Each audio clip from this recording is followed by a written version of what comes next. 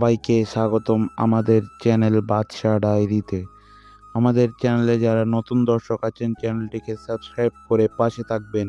আপনারা আমাদের চ্যানেলে কী রকম ধরনের রোমান্টিক মাফিয়া গল্প শুনতে চান সেগুলো আমাদের কমেন্ট বক্সে জানাতে ভুলবেন না। এইভাবেই পাশে থাকুন। ধন্যবাদ।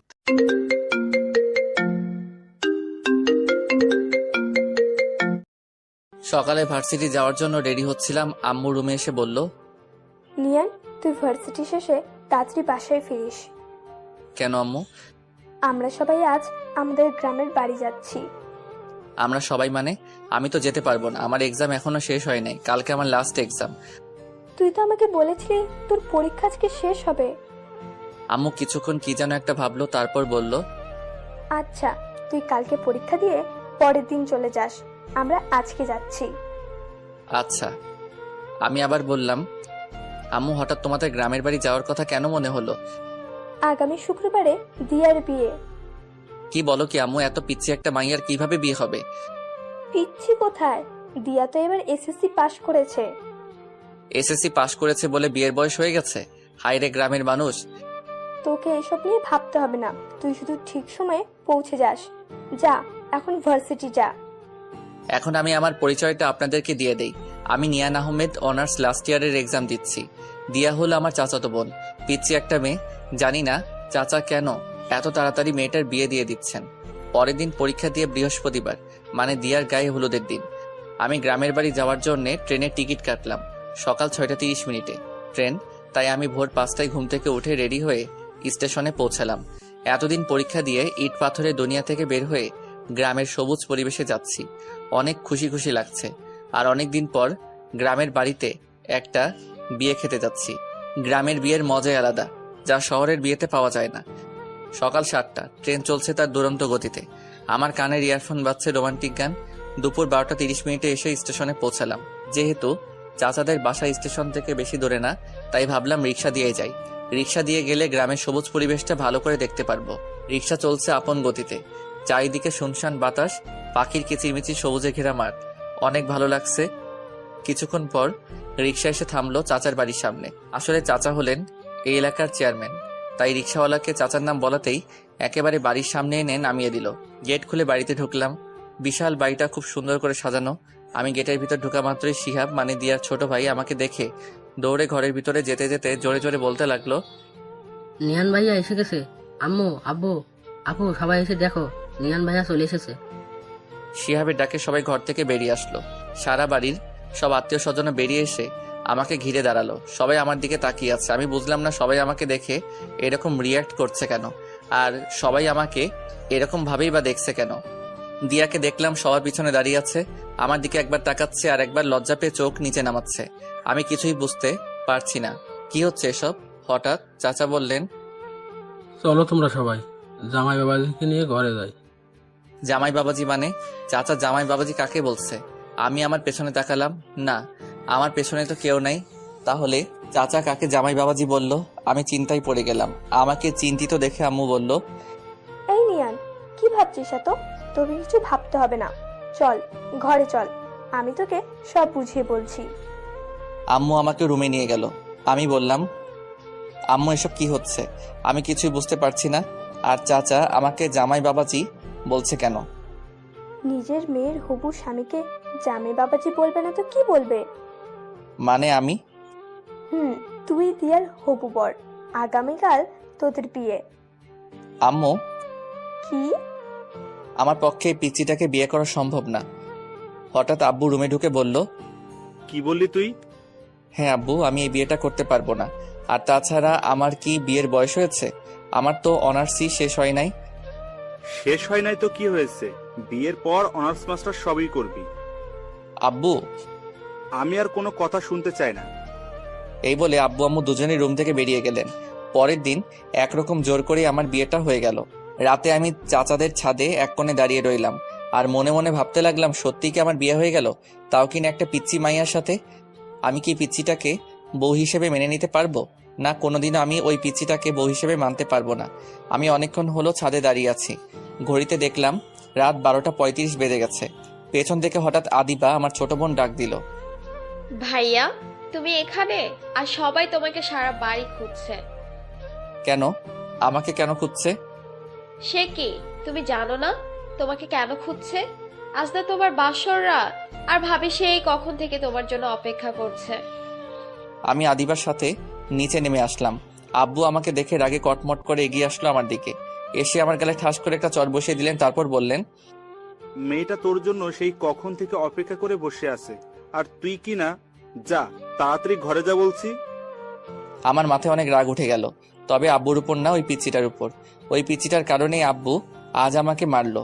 আমি রাগে ফুঁসতে ফুঁসতেই রুমে ঢুকলাম। দরজা খোলার আওয়াজ পেয়ে মেয়েটা দৌড়ে বেলকনি থেকে বেরিয়ে আসলো। এসেই মাথায় ঘুমটা দিয়ে বিছানাতে বসে পড়লো। আমি বিছানার দিকে এগিয়ে গেলাম। আমি বিছানার পাশে এসে দাঁড়াতেই মেয়েটা বিছানা থেকে নেমে আমার পা ধরে সালাম করতে লাগলো। পিচ্চিটা আমার পা ধরে সালাম করেই যাচ্ছে, ওঠার কোনো নামগন্ধ নাই। আমি ধমক দিয়ে বললাম, এই পিচ্চি, পা ধরে বসে আছিস কেন? ওঠ বলছি। তুমি উঠবে না? আমি কেন উঠাবো? আমি তো জানি বাসর রাতে বউ তার স্বামীকে পা ধরে সালাম করলে স্বামী বউকে বুকে তুলে জড়িয়ে ধরে। কথাটা বলতে বলতে মেয়েটা আমার পা ছেড়ে উঠে আমার সামনাসামনি লজ্জায় লাল হয়ে দাঁড়ালো। ই শখ কত, আমার বইয়েই গেছে তোর মতো পিচ্চিকে জড়িয়ে ধরতে। বলেই আমি পিচ্চিটাকে ধাক্কা দিয়ে বিছানাতে ফেলে দিয়ে একটা বালিশ নিয়ে সোফাতে চলে গেলাম। পিচ্চিটা আমার এরকম ব্যবহার দেখে ভেবাচাকা খেয়ে বিছানাতে পড়ে রইল। পিচ্চিটা বিছানা থেকে উঠে এসে বলল, তুমি প্লিজ বিছানাতে গিয়ে শুয়ে পড়ো, আমি না হয় সোফাতে ঘুমাই। এই পিচ্চি, আমাকে ডাকাস না বলছি। তোর ঘুম গিয়ে তুই ঘুমা, এত দরদ দেখাতে আসিস না। পিচ্চিটা আমার কথা শুনে আমার পাশে আর দাঁড়ালো না, বিছানাতে গিয়ে শুয়ে পড়লো। সারাদিনের ক্লান্তিতে আমি যে কখন ঘুমিয়ে পড়েছিলাম খেয়ালই করিনি। সকালে কারো ডাকে ঘুম ভাঙলো। আমি ঘুম ঘুম চোখে বললাম, আজকে ভার্সিটি যাব না আম্মু, আমাকে ঘুমাতে দাও। এই যে ওঠো না, নিচে তোমাকে সবাই ডাকছে। উফ আম্মু, তোমাকে বললাম না ভার্সিটি যাও। হঠাৎ আমার মনে হলো আম্মু তো আমাকে এরকম মিষ্টি সুরে ডাকে না। আম্মু হলে তো এতক্ষণ আমাকে ঝাড়ু দিয়ে পিটাইতেন। আমি চোখ খুলে তাকাতেই দেখি পিচিটা আমার পাশে দাঁড়িয়ে হাসছে। পিচিটাকে দেখে আমার মনে পড়লো আমি এখন চাচাদের বাড়িতে। এই পিচ্চি, হাসবি না বলছি, তোর হাসি দেখলে আমার সারা শরীর জ্বলে। এ মা, কোথায় জ্বলছে দেখি? ওষুধ লাগিয়ে দেবো নাকি? আমার সাথে মজা নিচ্ছিস? মজা নিতে যাবো কেন? তুমিই তো বললা তোমার সারা শরীর জ্বলছে, তাই আমি ভাবলাম ওষুধ লাগিয়ে দিই। আচ্ছা ঠিক আছে, ওষুধ লাগাতে হবে না, গোসল করে নাও, তাহলে শরীর আর জ্বলবে না। পিচ্চিটা নিজের আলমারি থেকে একটা টাওয়েল বের করে আমার হাতে ধরিয়ে দিল। আমি টাওয়েল হাত থেকে ফেলে দিয়ে বললাম, আমি এত সকালে গোসল করতে পারবো না। আচ্ছা তো গোসল করবে না, এত রাগ দেখানোর কি আছে? আমি রাগ দেখাবই, তাতে তোর বাপের কি? আমার বাপের কিছু না, কিন্তু আমার অনেক কিছু, কারণ তুমি তো আমার বর। তোকে আমি বউ হিসেবে মানি না, আর কোনোদিন মানবো না। তুমি আমাকে বউ হিসেবে না মানলেও আমি তোমাকে ঠিকই বর হিসেবে মানি। আর তাড়াতাড়ি ফ্রেশ হয়ে নিচে আসো, সবাই তোমার জন্য অপেক্ষা করছে। আমি রেডি হয়ে নিচে নেমে এসে দেখি সবাই একসাথে বসে আড্ডা দিচ্ছে। আমি আম্মুকে গিয়ে বললাম, আম্মু আমি বাড়ি যাব। হ্যাঁ বাবা, আজ বিকালেই আমরা বৌমাকে নিয়ে বাড়ি যাব। ওই পিচ্চিটাকে সাথে নিয়ে যাওয়ার কি দরকার? এই কথাটা বলতে গিয়ে আব্বুকে দেখে আর বললাম না, যদি কালকের মতো আবার মারে। আম্মু এখন চলে গেলেই তো হয়। এখন এত তাড়াহুড়ো করে কিভাবে যাব? তুই নাস্তা করেছিস? যা, কিছু খেয়ে নে। দিয়া মা, নিয়ানকে কিছু খেতে দে তো। আচ্ছা চাচি আম্মা। সে কি রে, তুই এখনো আমাকে চাচি আম্মা ডাকছিস? এখন থেকে আমাকে শুধু আম্মা বলে ডাকবি। আচ্ছা ঠিক আছে। আমি কিছু না বলে টেবিলে গিয়ে বসলাম। বিকেলে বাড়িতে যাওয়ার জন্য রেডি হচ্ছিলাম, হঠাৎ পিচ্চি এসে আমার হাতে একটা পাঞ্জাবি ধরিয়ে দিয়ে বলল, আম্মু বলেছেন এটা পড়তে। আমি হাতে নিয়ে দেখি বিয়ের দিন যে পাঞ্জাবিটা পরেছিলাম সেই পাঞ্জাবি। এত ভারী পাঞ্জাবি আমি পরতে পারবো না। সব সময় শুধু না না করো কেন? আমি পিচির ধমক শুনে কিছুটা ভয় পেয়ে গেলাম। এইটুকু পিচির এত তেজ! আমি আর কিছু না বলে পাঞ্জাবিটা পরে নিলাম। যাওয়ার সময় পিচিটা অনেক কান্না করলো। চাচা পিচিটাকে আমার হাতে তুলে দিলেন আর বললেন, আমার মেয়েকে সুখে রেখো বাবা, কোনোদিন কষ্ট দিও না। আমি জবাবে চাচাকে কি বলবো কিছুই বুঝতে পারলাম না। তারপর আমরা বাড়ির দিকে রওনা দিলাম। বাড়িতে ফিরে গাড়ি থেকে নেমে অবাক হয়ে গেলাম। সারা বাড়ি অনেক রকম বাতি দিয়ে সাজানো। পিচিটা গাড়ি থেকে নামতে গিয়ে আবার বসে পড়লো। কি হলো মা, নামছিস না কেন? মাথা ঘুরছে আম্মু। আমি এদিক সেদিক না তাকিয়ে সোজা ঘরের দিকে যেতে লাগলাম। পিছন থেকে আম্মু ডাক দিল, এই নিয়ান, বউকে ফেলেই ঘরে চলে যাচ্ছিস? ওর পা আছে, নিজে হেঁটে যেতে পারবে, ওকে কি কোলে তুলে নিয়ে যেতে হবে নাকি? হ্যাঁ, ভালো বুদ্ধি বের করেছিস। ওকে বরং কোলে করেই ঘরে নিয়ে যা। কি? আমি পারবো না। এরকম রিয়েক্ট করছিস কেন? তোকে নিজের বউকে কোলে নিতে বললো, অন্য কাউকে কোলে নিতে বলে নাই। আব্বু আব্বু আমাকে পুরো কথাটা বলতে না দিয়ে আবার বললেন, আমি আর কিছু শুনতে চাই না। অতঃপর বাধ্য হয়ে পিচিটাকে কোলে নিয়ে রুমে যেতে লাগলাম। আমি পিচিটার মুখের দিকে তাকিয়ে দেখলাম মুচকি মুচকি হাসছে। ইচ্ছে করছে এখনই কোল থেকে নিচে ফেলে দেই। আমি পিচিটাকে নিয়ে রুমের দরজাতে আসতেই অবাক হয়ে গেলাম। রুমের দরজাতে পিচিটাকে কোলে নিয়েই দাঁড়িয়ে রইলাম। সারা রুম অনেক রকম ফুল দিয়ে সাজানো। রুমটাকে একেবারে ফুলের বাগান বানিয়ে ফেলেছে।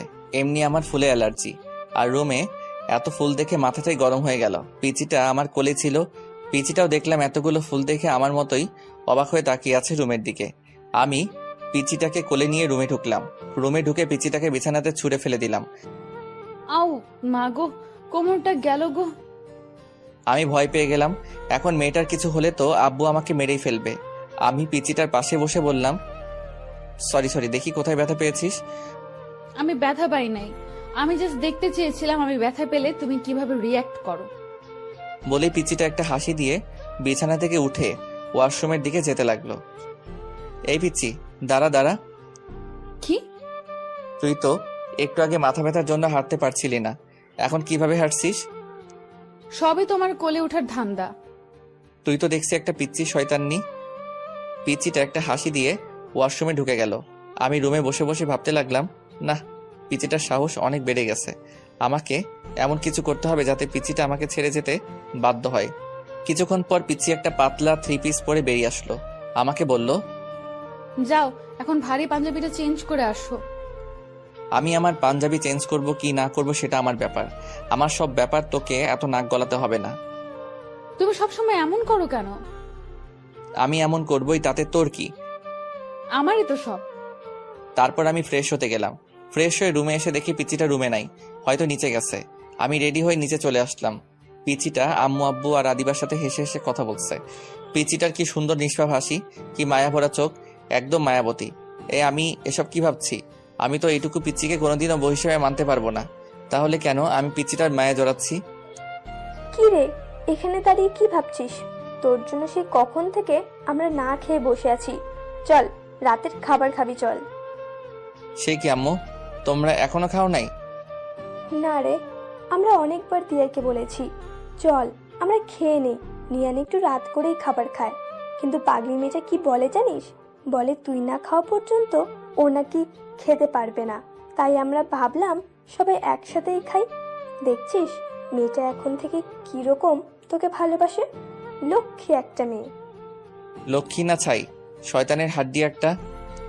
কি রে, বিড়বিড় করে কি বলছিস? আমার বউটা কি ভালো, আমার জন্য না খেয়ে বসে আছে, এটাই বলছিলাম। আচ্ছা চল, এখন সবাই খেয়ে নেই, অনেক রাত হয়ে গেছে। আমি সবার আগে খাবার শেষ করে রুমে এসে একটা বই হাতে নিয়ে সোফাতে শুয়ে শুয়ে পড়তে লাগলাম। পিচি রুমে ঢুকে ভিতর থেকে দরজা লাগিয়ে দিল। আমি বললাম, এই পিচ্ছি, দরজা লক করছিস কেন? দরজা লক করবো না তো কি করব? আমি দরজা লক ছাড়াই ঘুমাই। এখন থেকে দরজা লক করেই ঘুমাতে হবে, কারণ এখন থেকে তো তুমি আর একা ঘুমাবে না, এখন থেকে তোমার বউও তোমার সাথে ঘুমাবে। তাই দরজা লক করেই ঘুমাতে হবে। আমি আর কিছু বললাম না। পিচিটা সারা বিছানা ঘুরে ঘুরে দেখতে লাগলো। দেখছো আমাদের কি ভাগ্য, আমরা দুইটা বাসরাত পেলাম, কিন্তু বাসরাতের আসল কাজটাই করতে পারলাম না। চলো না আমরা ফ্যামিলি প্ল্যানিং শুরু করে দিই।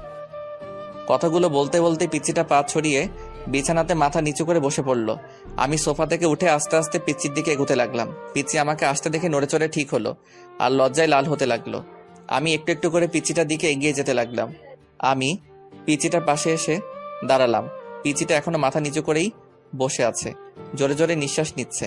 আমি হাঁটু গেড়ে পিচিটার পাশে বসে পড়লাম। পিচিটার হাত আমার হাতে শক্ত করে ধরলাম। পিচিটা এবার লজ্জা মাখা চোখে আমার চোখের দিকে তাকালো। আমি বললাম, বইন রে, তুই আমার ছোট্ট পিচ্ছি বোন, তোর সাথে কি আমি এসব করতে পারি বল? দিয়ে আমার কথা শুনে অবাক হয়ে আমার দিকে চোখ দুইটা বড় বড় করে তাকালো। তারপর মুখটা মলিন করে বলল, ছি ছি, তুমি এসব কি বলছো? নিজের বউকে কেউ বোন বলে? দেখ দিয়া, তুই এখনো অনেক পিচ্ছি, তোর এখনো বিয়ের বয়স হয় নাই। তুমি আমাকে যতটা পিচ্ছি ভাবছো, আমি কিন্তু ততটা পিচ্ছি না। বলেই দিয়া নিজের শরীর থেকে ওড়নাটা ফেলে বিছানা থেকে উঠে দাঁড়ালো। আমি উঠলাম আর আমি বললাম, তুই নিজেকে যতই বড় মনে করিস না কেন, তুই পিচ্ছিই থাকবি। না, আমি পিচ্ছি না। হ্যাঁ, তুই পিচ্ছি। আমাকে পিচ্ছি বলবে না বলছি। এইগুলো বলছে আর আমার দিকে এগিয়ে আসছে। আমি এক পা করে পিছিয়ে যাচ্ছি। আমি পিছাতে পিছাতে হঠাৎ পিছনে দেয়ালের সাথে আটকে গেলাম। এই পিচ্ছি, কি করছিস? আমি যে পিচ্ছি না সেটার প্রমাণ দেব? এখন দিয়ার থেকে আমার শরীর 1 ইঞ্চি দূরত্বে। চোখ বন্ধ করে নিজের ঠোঁট আমার ঠোঁটের দিকে এগিয়ে আনছে। পিচিটার ঠোঁট আমার ঠোঁটের একদম কাছে নিয়ে আসলো। পিচিটার নিঃশ্বাস আমার মুখের উপর পড়ছে। পিচিটা নিজের ঠোঁট আমার এতই কাছে নিয়ে এলো যে বুঝতেই পারছি না কোনটা ওর নিঃশ্বাস আর কোনটা আমার নিঃশ্বাস। আমি পিচিটাকে কিছু বলতে যাব, তখনই হুট করে নিজের ঠোঁট আমার ঠোঁটে লাগিয়ে দিল। আমি মুখে কোনো শব্দ করতে পারছি না। কিছুক্ষণ পর পিচিটা নিজের ঠোঁট সরিয়ে আমার কপাল নিজের কপালে লাগিয়ে জোরে জোরে হাঁপাতে লাগলো। আমি পিচিটাকে ধাক্কা দিয়ে নিজের থেকে সরিয়ে নিলাম। হাত দিয়ে ঠোঁট মুছতে মুছতে বললাম, এই পিচ্ছি শয়তানি, তুই এটা কি করলি? আমি যে পিচ্ছি না সেটার প্রমাণ দিলাম। সর। ধাক্কা দিয়ে সরিয়ে বাথরুমে যেতে লাগলাম। অনেকক্ষণ ধরে বাথরুমে বসে বসে মোবাইল টিপছিলাম। পিচিটার সামনে যেতে ইচ্ছা করছে না। অনেক রাগ হচ্ছে পিচ্চিটার উপর। এইটুকু পিচ্চি একটা আমাকে কিস করছে, এটা ভাবতেই সারা শরীর জ্বলছে। আব্বুর ভয়ে পিচ্চিটাকে কিছু বলতেও পারছি না। বাথরুমের বাইরে থেকে পিচ্চিটার ডাক শুনলাম। এই যে এতক্ষণ ধরে বাথরুমে কি করছো? বেরিয়ে আসছো না কেন? বাথরুমেই ঘুমিয়ে পড়লে নাকি? আমি কোনো উত্তর না দিয়ে মোবাইল টিপছি। কিছুক্ষণ থেমে পিচ্চিটা আবার ডাকতে লাগলো। এই যে শুনছো, বেরিয়ে আসো না প্লিজ, আমার একা একা ভয় লাগছে। আমি মনে মনে বললাম, তোর ভয় লাগছে তো আমি কি করব? কোলে নিয়ে নাচবো নাকি, পিচ্চি শয়তান নিয়ে একটা? এবার পিচ্চিটা বাথরুমের দরজাটা জোরে ধাক্কা দিতে লাগলো। দরজা খুলছো না কেন? প্লিজ দরজাটা খুলো। এবার পিচ্চিটা নিজেকে নিজেই প্রশ্ন করলো, ওর কিছু হলো না তো? এই কি হলো, দরজা খুলছো না কেন? কান্না করছে আর জোরে জোরে বাথরুমের দরজাটা ঠেলছে। এবার আমার বেরিয়ে আসা দরকার না হলে পিচ্চিটার কথা শুনে আব্বু আম্মু চলে আসবেন। আমি দরজা খুলে বাইরে বেরিয়ে আসলাম।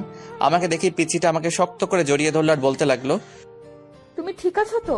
তোমার কিছু হয় নাই তো? এতক্ষণ দরজা আটকে কি করছিলে? জানো আমি কতটা ভয় পেয়ে গিয়েছিলাম।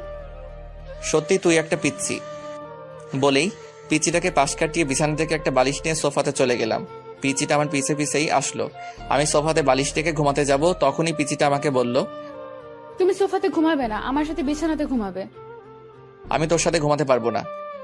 তোমাকে আমার সাথেই ঘুমাতে হবে, না হলে কিন্তু। না ঘুমালে কি করবি? হ্যাঁ, আমার সাথে না ঘুমালে শ্বশুর আব্বাকে ডাক দিব আর বলবো তুমি আমাকে মারছো। কি বললি? আমি তোকে মারছি? তুমি আমাকে মারো নাই সেটা শুধু তুমি আর আমি জানি, আব্বু তো আর জানে না। তুই আমাকে ব্ল্যাকমেল করছিস? আমার প্রশ্নের উত্তর না দিয়ে উল্টা আমাকে প্রশ্ন করলো। তুমি বলো আমার সাথে ঘুমাবে নাকি আমি আব্বুকে ডাক দিব? তোর মতো পিচ্চি শয়তানির সাথে আমি ঘুমাতে পারবো না। ওকে, তাহলে আমি আব্বুকে ডাক দিই। আব্বু। আমি ওর মুখ চেপে ধরে বললাম, এই কি করছিস? আমি ঘুমাবো তো, তোর সাথে ঘুমাবো। প্লিজ আব্বুকে ডাক দিস না, পিচ্চি শয়তানি একটা। শেষ পর্যন্ত পিচ্চিটাকে নিয়ে বিছানাতে ঘুমাতে গেলাম। ওর বালিশটা ঠেলে একপাশে দিলাম, আমার বালিশটা টেনে অন্য পাশে আনলাম। আমাদের মাঝখানে বড় গ্যাপ রাখলাম। লাইট নিভিয়ে বালিশে মাথা রাখলাম। হুট করে পিচ্চিটা নিজের বালিশ ছেড়ে আমার বালিশে চলে আসলো। সোজা আমার বুকে মাথা রেখে 2 হাত দিয়ে আমাকে জড়িয়ে ধরলো। আমি সাথে সাথে ওকে আমার থেকে ছাড়িয়ে নিলাম। বললাম, এ পিচ্চি, কি করছিস? তোর বালিশে গিয়ে ঘুমা। না, আমি তোমার বুকে ঘুমাবো। তোর বালিশে গিয়ে ঘুমা বলছি। পিচ্চিটা উল্টা আমাকে ধমক দিয়ে বলল, আমাকে তোমার বুকে ঘুমাতে দিবা নাকি আমার শ্বশুর আব্বাকে ডাক দিব? আব্বু। এই পিচ্চি শয়তান্নি, কথায় কথায় আব্বুকে ডাক দিস কেন? অতঃপর বাধ্য হয়ে পিচ্চিটাকে বুকে নিয়ে ঘুমালাম। সকালে ঘুম থেকে উঠে মেয়েটার কাণ্ড দেখে আমি অবাক হয়ে গেলাম। পিচ্চিটার একটা পা আমার পেটের উপর আর আমার মাথাকে নিজের বুকে শক্ত করে জড়িয়ে আমাকে কোলবালিশ বানিয়ে ঘুমিয়ে আছে। আমি পিচ্চিটার বাহু থেকে নিজেকে ছাড়ানোর চেষ্টা করছি, কিন্তু পিচ্চিটা আমাকে ছাড়ছেই না, আরো শক্ত করে আমাকে জড়িয়ে ধরছে। তার মানে পিচ্চিটা এখন জেগেই আছে। আমি বললাম, এই পিচ্চি, আমাকে ছাড় বলছি। পিচ্চিটা আমাকে ছাড়ছেই না। আমি এবার জোর করে পিচ্চিটার থেকে ছুটে আসলাম। ফ্রেশ হয়ে রুমে এসে দেখি পিচ্চিটা নাই, হয়তো উঠে নিচে চলে গেছে। আমি রেডি হয়ে নিচে খাবার টেবিলে চলে আসলাম। সবাই একসাথে নাস্তা করছি। আব্বু বললেন, নিয়ান, তুই কোথাও বের হবি নাকি? জি আব্বু, বন্ধুদের সাথে একটু দেখা করতে যাব। বৌমাকে সাথে করে নিয়ে যা, একটা ভালো কলেজে ভর্তি করিয়ে দিস।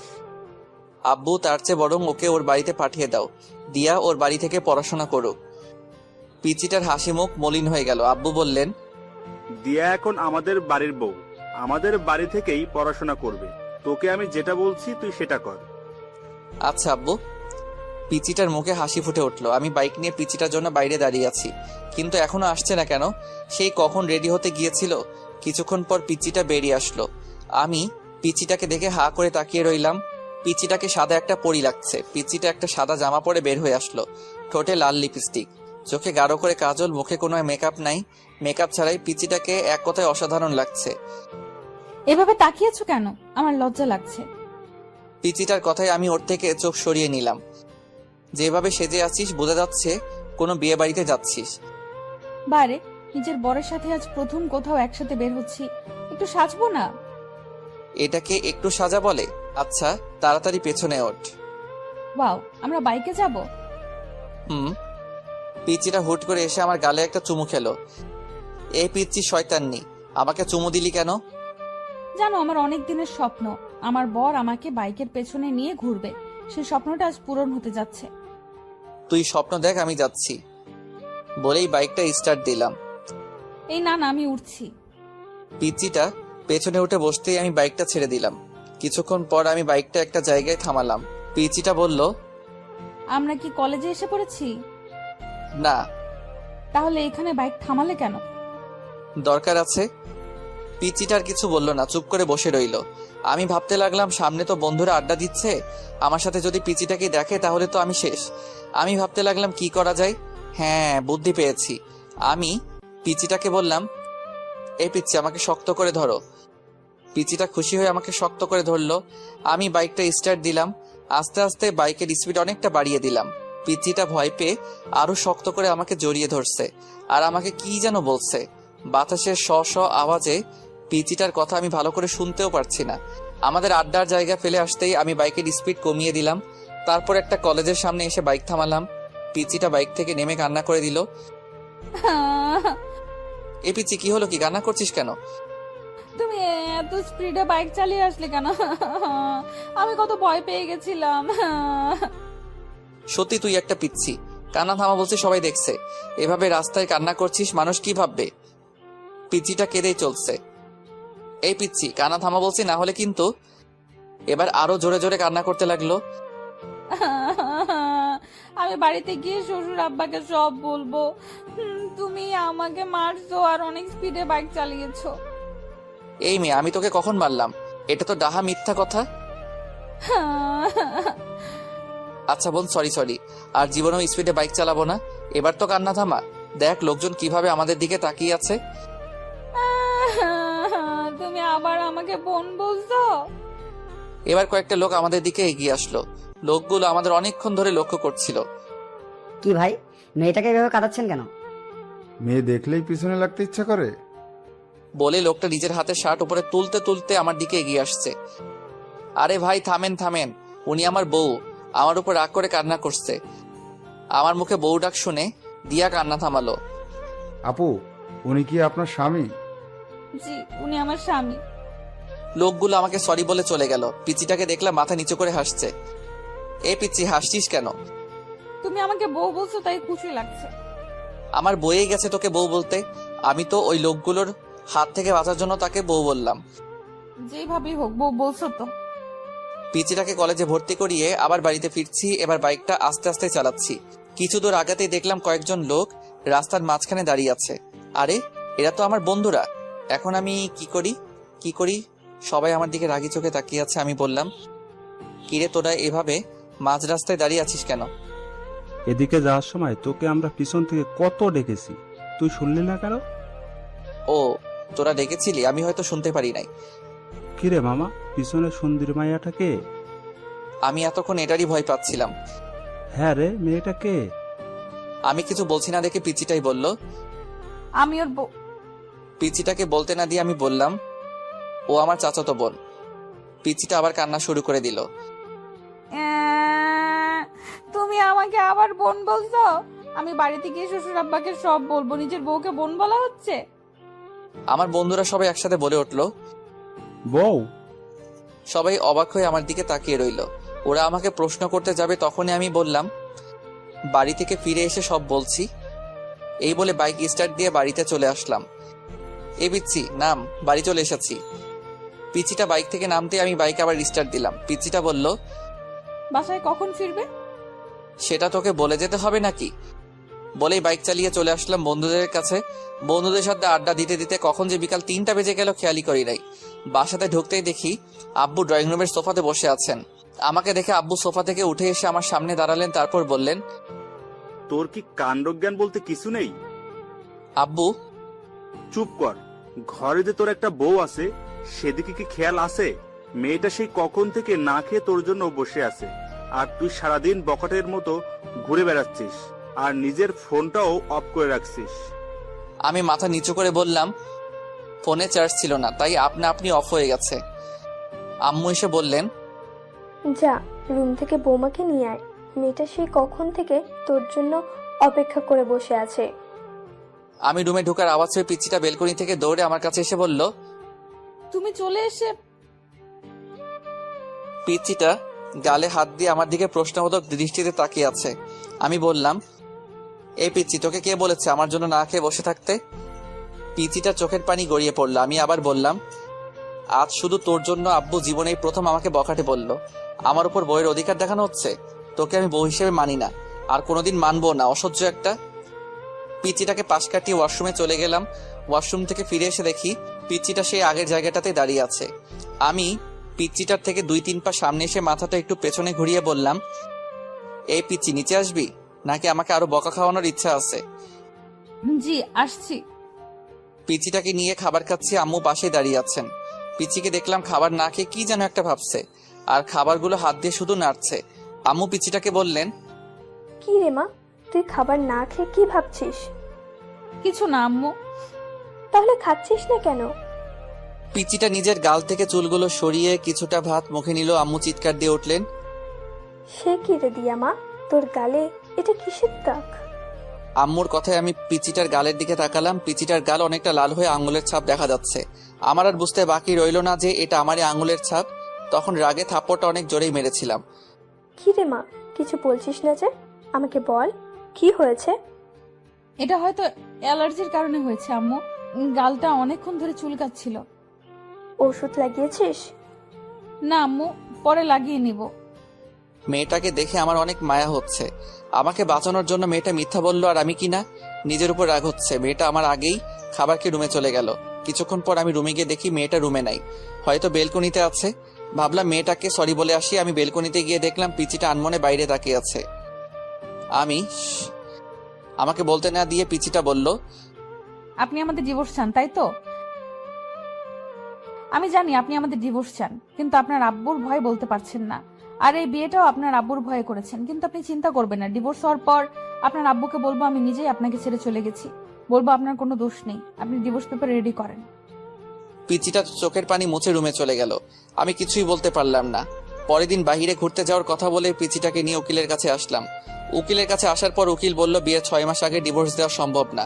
তার মানে আমাদেরকে আরো 6 মাস একসাথে থাকতে হবে। তারপর ডিভোর্সের অ্যাপ্লাই করে কোর্ট থেকে বেরিয়ে আসলাম।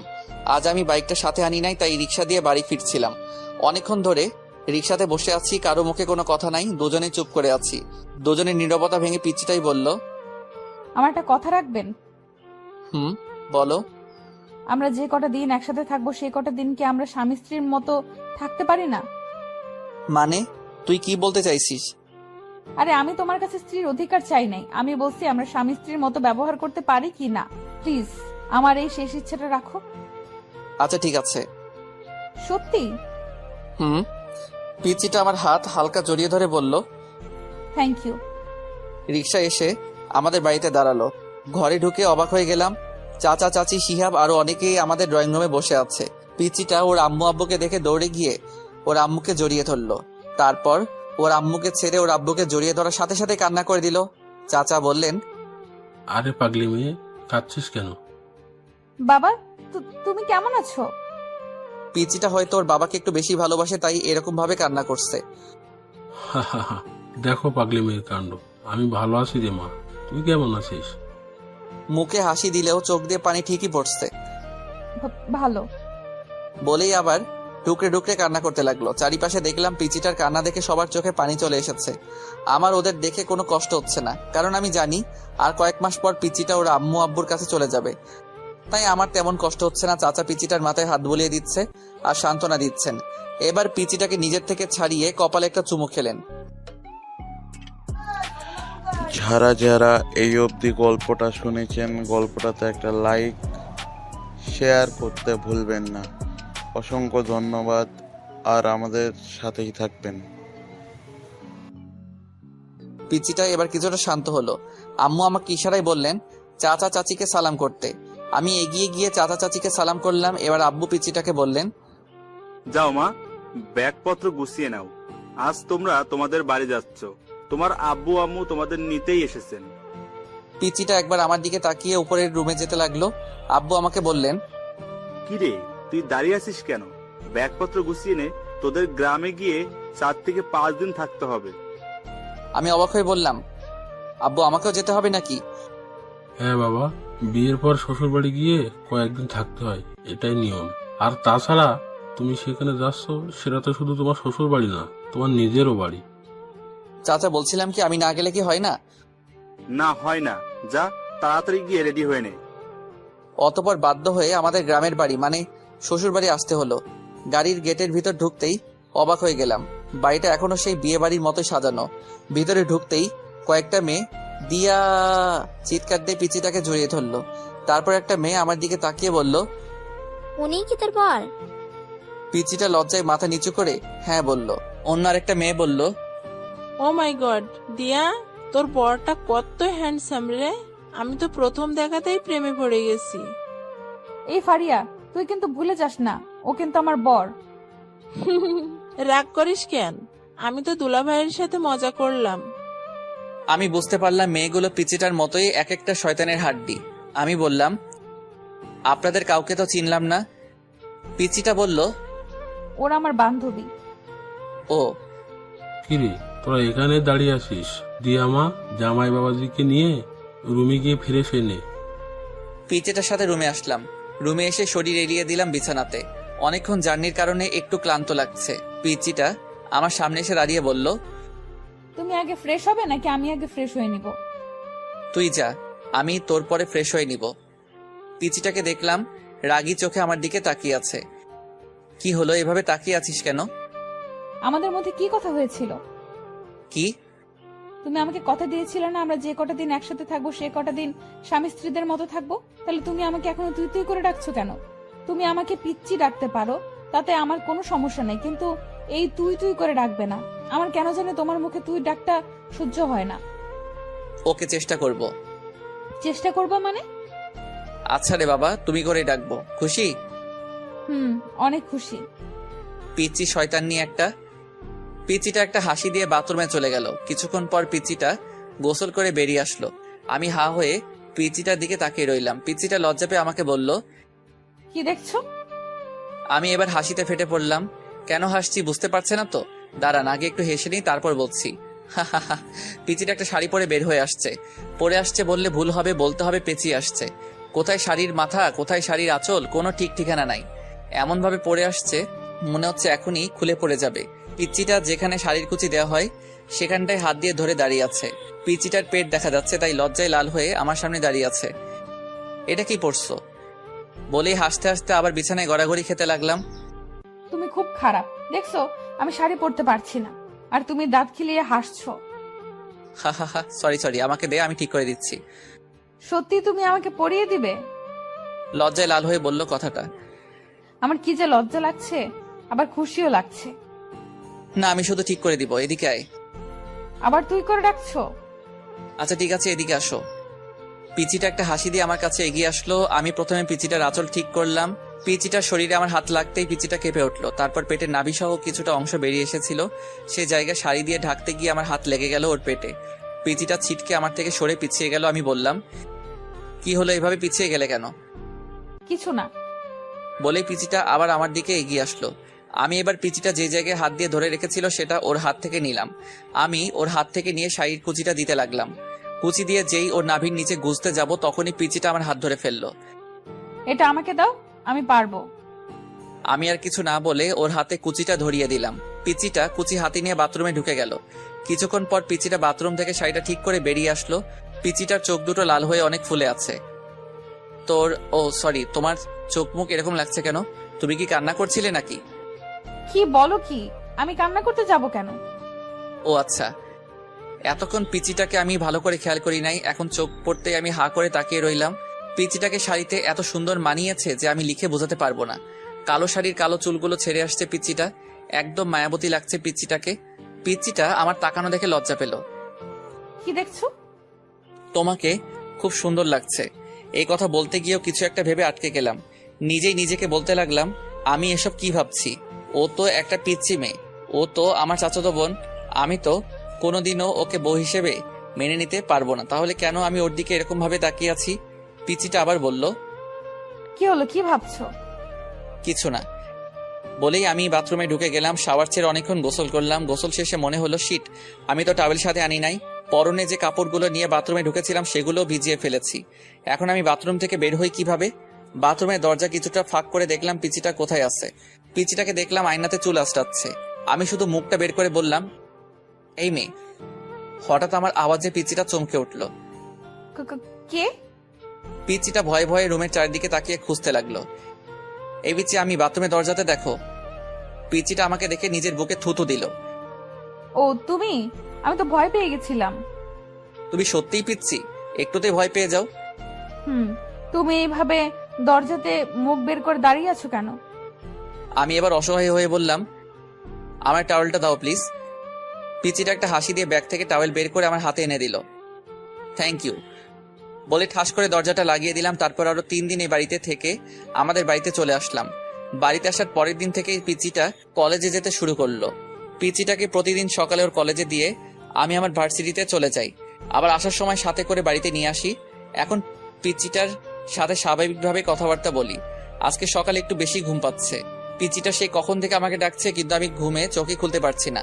পিচিটা অনেকক্ষণ ধরে আমাকে ডাকতে ডাকতে হাঁপিয়ে গেল। এবার পিচিটা রেগে বলল, তুমি উঠবে নাকি আমি আব্বুকে ডেকে নিয়ে আসবো?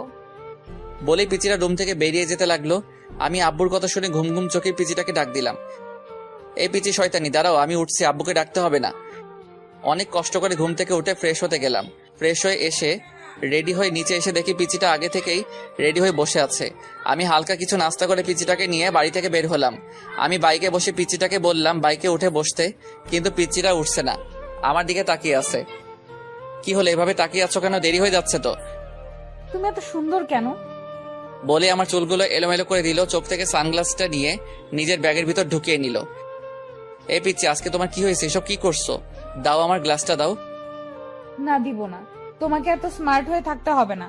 কলেজের কয়েকটা নির্লজ্জ মেয়ে তোমার দিকে কিরকম হা করে তাকিয়ে থাকে, সেটা আমার সহ্য হয় না। ও তাই নাকি? আচ্ছা ঠিক আছে, এখন তাড়াতাড়ি ওঠো, দেরি হয়ে যাচ্ছে। বাইকে উঠতে উঠতে বলল, কি ঠিক আছে? কিছু না, এত কথা বলো কেন? বাইক স্টার্ট দিয়ে এক টানে পিচিটার কলেজে চলে আসলাম।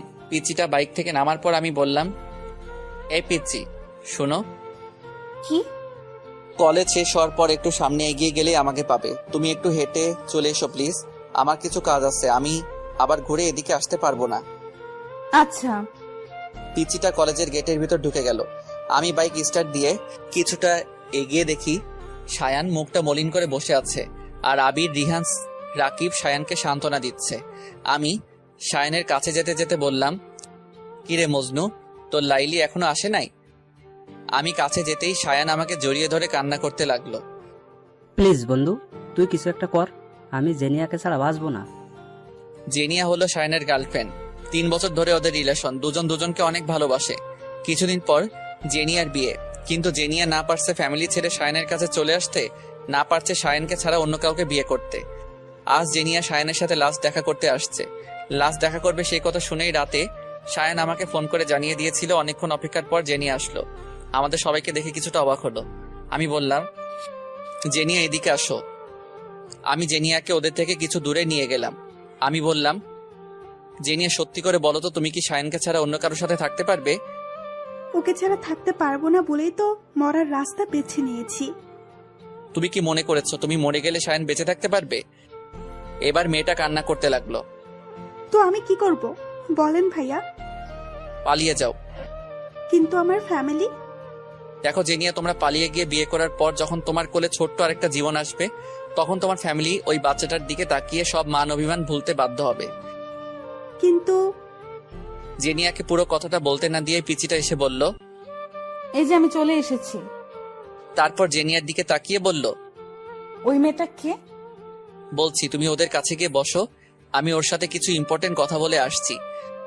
মেয়েটার সাথে তোমার কিসের ইম্পর্টেন্ট কথা? নির্লজ্জ মেয়েগুলো শুধু সারাদিন তোমার পিছে পিছে লেগে থাকে। কথাগুলো বলতে বলতেই আমার হাত ধরে টেনে নিয়ে যেতে লাগলো। আমার রাগ উঠে গেল চরমে। এক ঝটকায় পিচিটার হাত থেকে আমার হাত ছাড়িয়ে গালে ঠাস করে একটা চর বসিয়ে দিলাম। পিচিটা গালে হাত দিয়ে দাঁড়িয়ে আছে। এ পিচি, তুই জানিস এই মেয়েটাকে? জানি তো, মেয়েটা তোমার গার্লফ্রেন্ড। এবার অন্য গালে ঠাস করে আরেকটা চর মারলাম। পিচিটা দুই গালে দুই হাত দিয়ে জোরে জোরে কান্না করতে লাগলো। কান্না থামা বলছি, না হলে আরেকটা দিব। তুমি খুব পচা। আমি আব্বুকে গিয়ে সব বলবো, আর এও বলবো যে তোমার গার্লফ্রেন্ড আছে। এবার পিচিটার কথা শুনে আমার নিজেরই কান্না চলে আসছে। বোন রে, তুই কিছু না বোঝার আগে কেন বাচ্চাদের মতো পাগলামি করিস? বাচ্চাদের মতো কি, তুই তো বাচ্চাই। ও আমার গার্লফ্রেন্ড না, শায়নের গার্লফ্রেন্ড। আমি এখানে দুইটা জীবন বাঁচানোর চেষ্টা করছি আর তুই ঢং করছিস। এবার পিচিটা সবকিছু বুঝতে পেরে কান্না থামিয়ে চোখের পানি মুছে একটা হাসি দিয়ে আমাকে বলল, সরি। এবার পিচিটার কাণ্ড দেখে আমারই হাসি চলে এলো। একটু আগে কি কান্নাটাই না করলো, আর এখন হাসছে। হা হা হা, পিচি একটা। এতক্ষণ জেনিয়া আমাদের দিকে তাকিয়েছিল। জেনিয়া আমাদের দিকে তাকিয়ে হাসছে। আমি বললাম, তো কি সিদ্ধান্ত নিলে জেনিয়া? আমি পালিয়ে যেতে প্রস্তুত ভাইয়া। পরের দিনই শায়ান আর জেনিয়া চট্টগ্রাম পালিয়ে যায়। আর মাত্র 7 দিন বাকি আমার আর পিচিটার ডিভোর্স পেপার আসতে। পিচিটা আমার সাথে এমন ব্যবহার করে বোঝাই যায় না যে আর মাত্র কয়েকদিন পর ওর সাথে আমার ডিভোর্স হবে। আজ আমার ফ্রেন্ড রিহানের বার্থডে। রাতে পিচিটাকে বললাম, এই পিচ্ছি, আমার জন্য অপেক্ষা করো না, রাতে বাসায় ফিরতে আমার দেরি হবে। কেন দেরি হবে কেন? আজ আমার ফ্রেন্ড রিহানের বার্থডে। ও আচ্ছা। মুখে বলছে আচ্ছা, কিন্তু আমি জানি পিচিটা ঠিকই আমার জন্য না খেয়ে বসে থাকবে। রিহান বার্থডে পার্টিটা শুধু আমরা 3 জনকে নিয়েই দিচ্ছে, আমি, রাকিব আর আবির। কেক কাটা শেষে রিহানকে নিয়ে কয়েকটা সেলফি তুলে ফেসবুকে আপলোড দিলাম। তারপর কিছু খাবার খেয়ে আমি ওদের থেকে বিদায় নিয়ে চলে আসছিলাম। তখনই আমাকে রিহান আটকালো আর বলল, কিরে কোথায় যাচ্ছিস? আসল পার্টিটাই তো হলো না। বলে একটা ব্যাগ থেকে 3টা বোতল বের করলো। কিরে, এসব কিসের বোতল? এইগুলা মদের বোতল। ছি সরা, এখান থেকে আমি এগুলো খাই নাকি? তোরা জানিস না আমি এগুলো খাই না? জানি, তবুও আজ খেতে হবে। আমাকে জোরাজোরি করতে লাগলো। শেষ পর্যন্ত ওদের জোরাজোরিতে বাধ্য হয়ে নাক টিপে হাফ গ্লাস খেলাম। হাফ গ্লাস খাওয়ার পরে আমার নেশা ধরে গেল। আমার আরো খেতে ইচ্ছা করতেছে। আমার পাশে এক বোতল রাখা ছিল। বোতলটার মুখ খুলে টক টক করে বোতলের অর্ধেক শেষ করতেই আবির আমার হাত থেকে বোতলটা কেড়ে নিল। এই নিয়ান, কি করছিস? আবিরও আমার মতো এসব খায় না। রাকিব আর রিহান অনেক জোরাজোরির পরেও আবির এসব খায় নাই। চল বাড়ি যাবি, চল। আবির আমাকে বাইকে করে বাড়িতে নিয়ে আসলো। আমাকে ঘরের সামনে পৌঁছে দিয়ে আবির চলে গেল। আমার কাছে ঘরের দ্বিতীয় চাবি ছিল, সেটা দিয়েই আমি ঢুকলাম। মাথা ঘুরছে, হাঁটতে পারছি না। কষ্ট করে রুমে আসলাম। দরজা ধাক্কা দিতেই খুলে গেল। পিচিটা বিছানাতে বসা ছিল। আমাকে দেখে উঠে এসে বলল, এতক্ষণে আসলে? আমি কিছু বললাম না। পিচিটার দিকে ঘোর লাগা চোখে তাকিয়ে রইলাম। আজ পিচিটাকে দেখে আমার ভিতরে কি রকম জানি একটা উত্তেজনা ফিল করছি। আমি পিচিটাকে বললাম, এই তুই আমার বউ না? আয় আমার কাছে আয়। এই কি, তোমার মুখ থেকে কিসের ওকে বলতে না দিয়ে ও ঠোঁটে আমার ঠোঁট লাগিয়ে দিলাম। তারপর পিচিটার ঠোঁট ছেড়ে দিয়ে পিচিটাকে ধাক্কা দিয়ে বিছানাতে ফেলে দিলাম। সকালে ঘুম থেকে উঠে বিছানাতে বসলাম। মাথাটা ঝিমঝিম করছে। হঠাৎ আমার খেয়াল হলো আমার শরীরে কোনো কাপড় নেই। কাপড় নাই বলতে একটা সুতাও নেই, শুধু পাতলা একটা চাদর দিয়ে সারা শরীর ঢাকা। কাল রাতের কথা মনে পড়তে আমি চমকে উঠলাম। শিট, এটা আমি কি করলাম? বলেই বিছানাতে একটা ঘুষি দিলাম। আমার প্রায় কান্না চলে আসছে। পাশে তাকিয়ে দেখলাম পিচিটা আছে নাকি। না, পিচিটা নাই। পিচিটাকে দেখলাম গোসল করে চুল মুছতে মুছতে বাথরুম থেকে বেরিয়ে আসছে। লজ্জায় আমার দিকে তাকাতে পারছে না। মাথা নিচু করে আমাকে বলল, বাথরুমে গরম পানি রাখা আছে, গোসল করে নাও। বলেই রুম থেকে বেরিয়ে গেল। আমি রেডি হয়ে ঘর থেকে বেরিয়ে গেলাম। ফিরে এসে পিচিটাকে খুঁজতে লাগলাম। রান্নাঘরে গিয়ে দেখলাম আম্মুর সাথে রান্না করছে। আমি বললাম, এই দিয়া রুমে আসো। পিচিটা রুমে এসে বলল, কিছু বলবে? এটা খেয়ে নাও। কিসের ওষুধ এটা? এটা পিল। পিল শব্দটা শুনে পিচিটা আমার থেকে কয়েক পা পিছিয়ে গেল, মুখটা মলিন করে আমার দিকে হা করে তাকিয়ে রইল। আমি বললাম, সরি, প্লিজ আমাকে মাফ করে দিও। রাতে যে কি হয়েছিল আমার, সত্যি বলছি তখন আমার কোনো হুঁশ জ্ঞান ছিল না। পিচিটা কোনো কথা বলছে না, শুধু চোখ দিয়ে অনর্গল পানি ঝরে যাচ্ছে। আমি বললাম, প্লিজ তুমি কেঁদো না, তুমি কাঁদলে আমি নিজেকে কোনোদিন ক্ষমা করতে পারবো না, প্লিজ পিলটা খেয়ে নিও। বলে আমি রুম থেকে বেরিয়ে গেলাম। দিয়ার কথায় আসে, দিয়া সেখানে স্তব্ধ হয়ে কিছুক্ষণ দাঁড়িয়ে রইল, তারপর দৌড়ে বাথরুমে ঢুকে গেল। বাথরুমে ঢুকে শাওয়ার ছেড়ে শাওয়ারের নিচে বসে হাউ মাউ করে কান্না করতে লাগলো। এখন দিয়া যত জোরে কান্না করুক না কেন, সে কান্নার আওয়াজ বাইরে যাবে না, তাই ইচ্ছে মতো চিৎকার করে কান্না করতে লাগলো। দিয়া ভেবেছিল কাল রাতের ঘটনার পর নিয়ান আর তাকে দূরে সরিয়ে রাখতে পারবে না। এখন নিয়ান তাকে মেনে নেবে, কিন্তু একটু আগে যখন নিয়ান তার হাতে পিলটা ধরিয়ে দিল, তখন মাথায় যেন আকাশ ভেঙে পড়লো। এটুকু একটা পিলকে দিয়ার কাছে মনে হয়েছিল যেন এটা পৃথিবীর সবচেয়ে ভারী একটা জিনিস। সেই ভারী জিনিসটা নিয়ান দিয়ার হাতে ধরিয়ে দিল। আমি রুম থেকে বের হয়ে এসে ড্রয়িং রুমে সোফাতে বসলাম। মনে মনে ভাবতে লাগলাম, আমি কি মেয়েটার সাথে একটু বেশি অপরাধ করে ফেলেছি? আমি যদি মেয়েটাকে স্ত্রী হিসেবে নাই মানতে পারি, তাহলে কেন আমি মেয়েটার সতীত্ব নষ্ট করলাম? নিজেকে নিজের কাছে অনেক অপরাধ বোধ হচ্ছে। মনে হচ্ছে যেন আমি এই পৃথিবীর সবচেয়ে বড় অপরাধী। মেয়েটার জন্য অনেক মায়া হচ্ছে। পিচিটার আর আমার ডিভোর্স পেপার আসতে আর মাত্র 4 দিন বাকি। পিচিটা এখন আমার সাথে আগের মতো কথা বলে না, আগের মতো পাগলামি করে না। কিছু জিজ্ঞেস করলে শুধু সেটার উত্তর দেয়। উত্তর দেওয়ার ধরন এমন, হ্যাঁ, না, ঠিক আছে, এর বেশি পিচিটা আমার সাথে একটা কথা বলে না। এখন কলেজে আমাকে ছেড়ে একা একাই চলে যায়। আমি বলেছিলাম আমার সাথে যেতে, কিন্তু পিচিটা বলে সে নাকি একা যেতে পারবে। আমি পিচিটার সেই পাগলামিগুলো অনেক মিস করি। পিচিটার কিছু হলে একটুতেই কেঁদে ফেলা, আমাকে বারবার আব্বুর ভয় দেখানো, এগুলো অনেক মিস করি। আজ বন্ধুদের সাথে কিছুক্ষণ আড্ডা দেওয়ার পর চলে আসলাম পিচিটার কলেজের সামনে। কিছুক্ষণ পর পিচিটা বেরিয়ে আসলো। আমি পিচিটাকে বললাম, বাইকে ওঠো। পিচিটা কিছু না বলে আমাকে পাশ কাটিয়ে একটা রিক্সাতে উঠে গেল। আমি পিচিটার কাণ্ড দেখে বোকা বনে গেলাম। যে মেয়েটা আমার বাইকের পেছনে উঠতে সবসময় পাগল হয়ে থাকতো, সেই মেয়ে আজ আমার সামনে দিয়ে একটা রিক্সাতে উঠলো। আমার কেন জানি বুকের ভেতরটায় অনেক কষ্ট ফিল হচ্ছে। আমার এরকম কষ্ট হচ্ছে কেন? তাহলে কি আমি মেয়েটাকে ভালোবেসে ফেলেছি? সত্যি কি আমি মেয়েটাকে ভালোবেসে ফেলেছি? নিজেই নিজেকে প্রশ্ন করতে লাগলাম। সেখানে দাঁড়িয়ানা থেকে বাড়িতে চলে আসলাম। রুমে ঢুকে দেখলাম মেয়েটা গোসল করে বাথরুম থেকে বের হচ্ছে আর টাওয়েল দিয়ে চুল মুছছে। আজ কেন জানি আমার কাছে মেয়েটাকে অন্যরকম লাগছে। বারবার পিচিটার দিকে চোখ যাচ্ছে। পিচিটার মুখটা আজ এত ফ্যাকাশে লাগছে কেন? অনেকক্ষণ ধরে দেখছি পিচিটা মনমরা হয়ে কি যেন একটা ভাবছে। পিচিটা আয়নার সামনে দাঁড়িয়ে ছিল। আমি বললাম, তোমার কি কিছু হয়েছে? মেয়েটা আমার কথায় পিছনে ঘুরে আমার দিকে কিছুক্ষণ প্রশ্নবোধক দৃষ্টিতে তাকিয়ে রইল। তারপর মুখটা মলিন করে শুধু একটা শব্দ বলল, না। মেয়েটা রুম থেকে বেরিয়ে গেল। আমি বুঝলাম না মেয়েটা আমার দিকে এরকম ভাবে তাকালো কেন। মেয়েটা কি চোখের ভাষা দিয়ে আমাকে কিছু বোঝাতে চাইছিল? রাত 10:30। আমি আগে খাবার শেষ করে রুমে এসে মেয়েটার জন্য অপেক্ষা করছিলাম। মেয়েটা এতক্ষণ ধরে আসছে না কেন? আমি রুম থেকে বের হয়ে মেয়েটাকে ডাকতে লাগলাম, দিয়া, এই দিয়া। আসছি। দৌড়াতে দৌড়াতে মেয়েটা রুমে আসলো, আমার সামনে এসে দাঁড়ালো। হাঁপাতে হাঁপাতে বলল, কিছু বলবে? এতক্ষণ ধরে রুমে আসছিলে না, তার জন্যই ডাকলাম। আর কিছু বলবে না? আমি জানি মেয়েটা আমার মুখ থেকে কি শুনতে চাইছে। আমি মেয়েটার আমার জন্য এরকম অস্থিরতা দেখে মনে মনে হাসতে লাগলাম। তারপর মুখে একটা হাসি এনে বললাম, না, আর কি বলবো। ও। মেয়েটা কিছুক্ষণ নীরব থেকে আবার বলল, আমি কাল সকালে চলে যাচ্ছি। আমি অবাক হয়ে বললাম, চলে যাচ্ছ মানে? কোথায় চলে যাচ্ছ? আমাদের ডিভোর্স পেপার চলে এসেছে। সকালে একটা লোক এসে পেপারটা দিয়ে গেছিল। মেয়েটা আলমারি থেকে ডিভোর্স পেপার বের করে আমার সামনে আনলো। তারপর পেপারটা আমাকে দেখিয়ে বলল, এই পেপারটায় সাইন করার আগে আমাকে একটাবার বউ বলে ডাকবে। শুধু একটা বার আমাকে বউ বলে ডাকো প্লিজ। আমি কিছু না বলে রুম থেকে বেরিয়ে গেলাম। ঘরের বাইরে এসে বাইকটা নিয়ে বেরিয়ে পড়লাম। বাইক চালাচ্ছি আর মনে মনে ভাবছি, তোমাকে শুধু একবার না, সারা জীবন বউ বলে ডাকবো, আমার পিচ্চি বউ। বাইকের স্পিড বাড়িয়ে দিলাম। একটা ফুলের দোকানের সামনে এসে বাইক থামালাম। তারপর অনেকগুলো গোলাপ ফুল কিনে একটা শাড়ির দোকানে এসে লাল একটা শাড়ি কিনলাম। আজ পিচ্চিটাকে নিয়ে সব আবার নতুন করে শুরু করব। শাড়ি আর গোলাপ নিয়ে একরকম দৌড়েই ঘরে ঢুকলাম।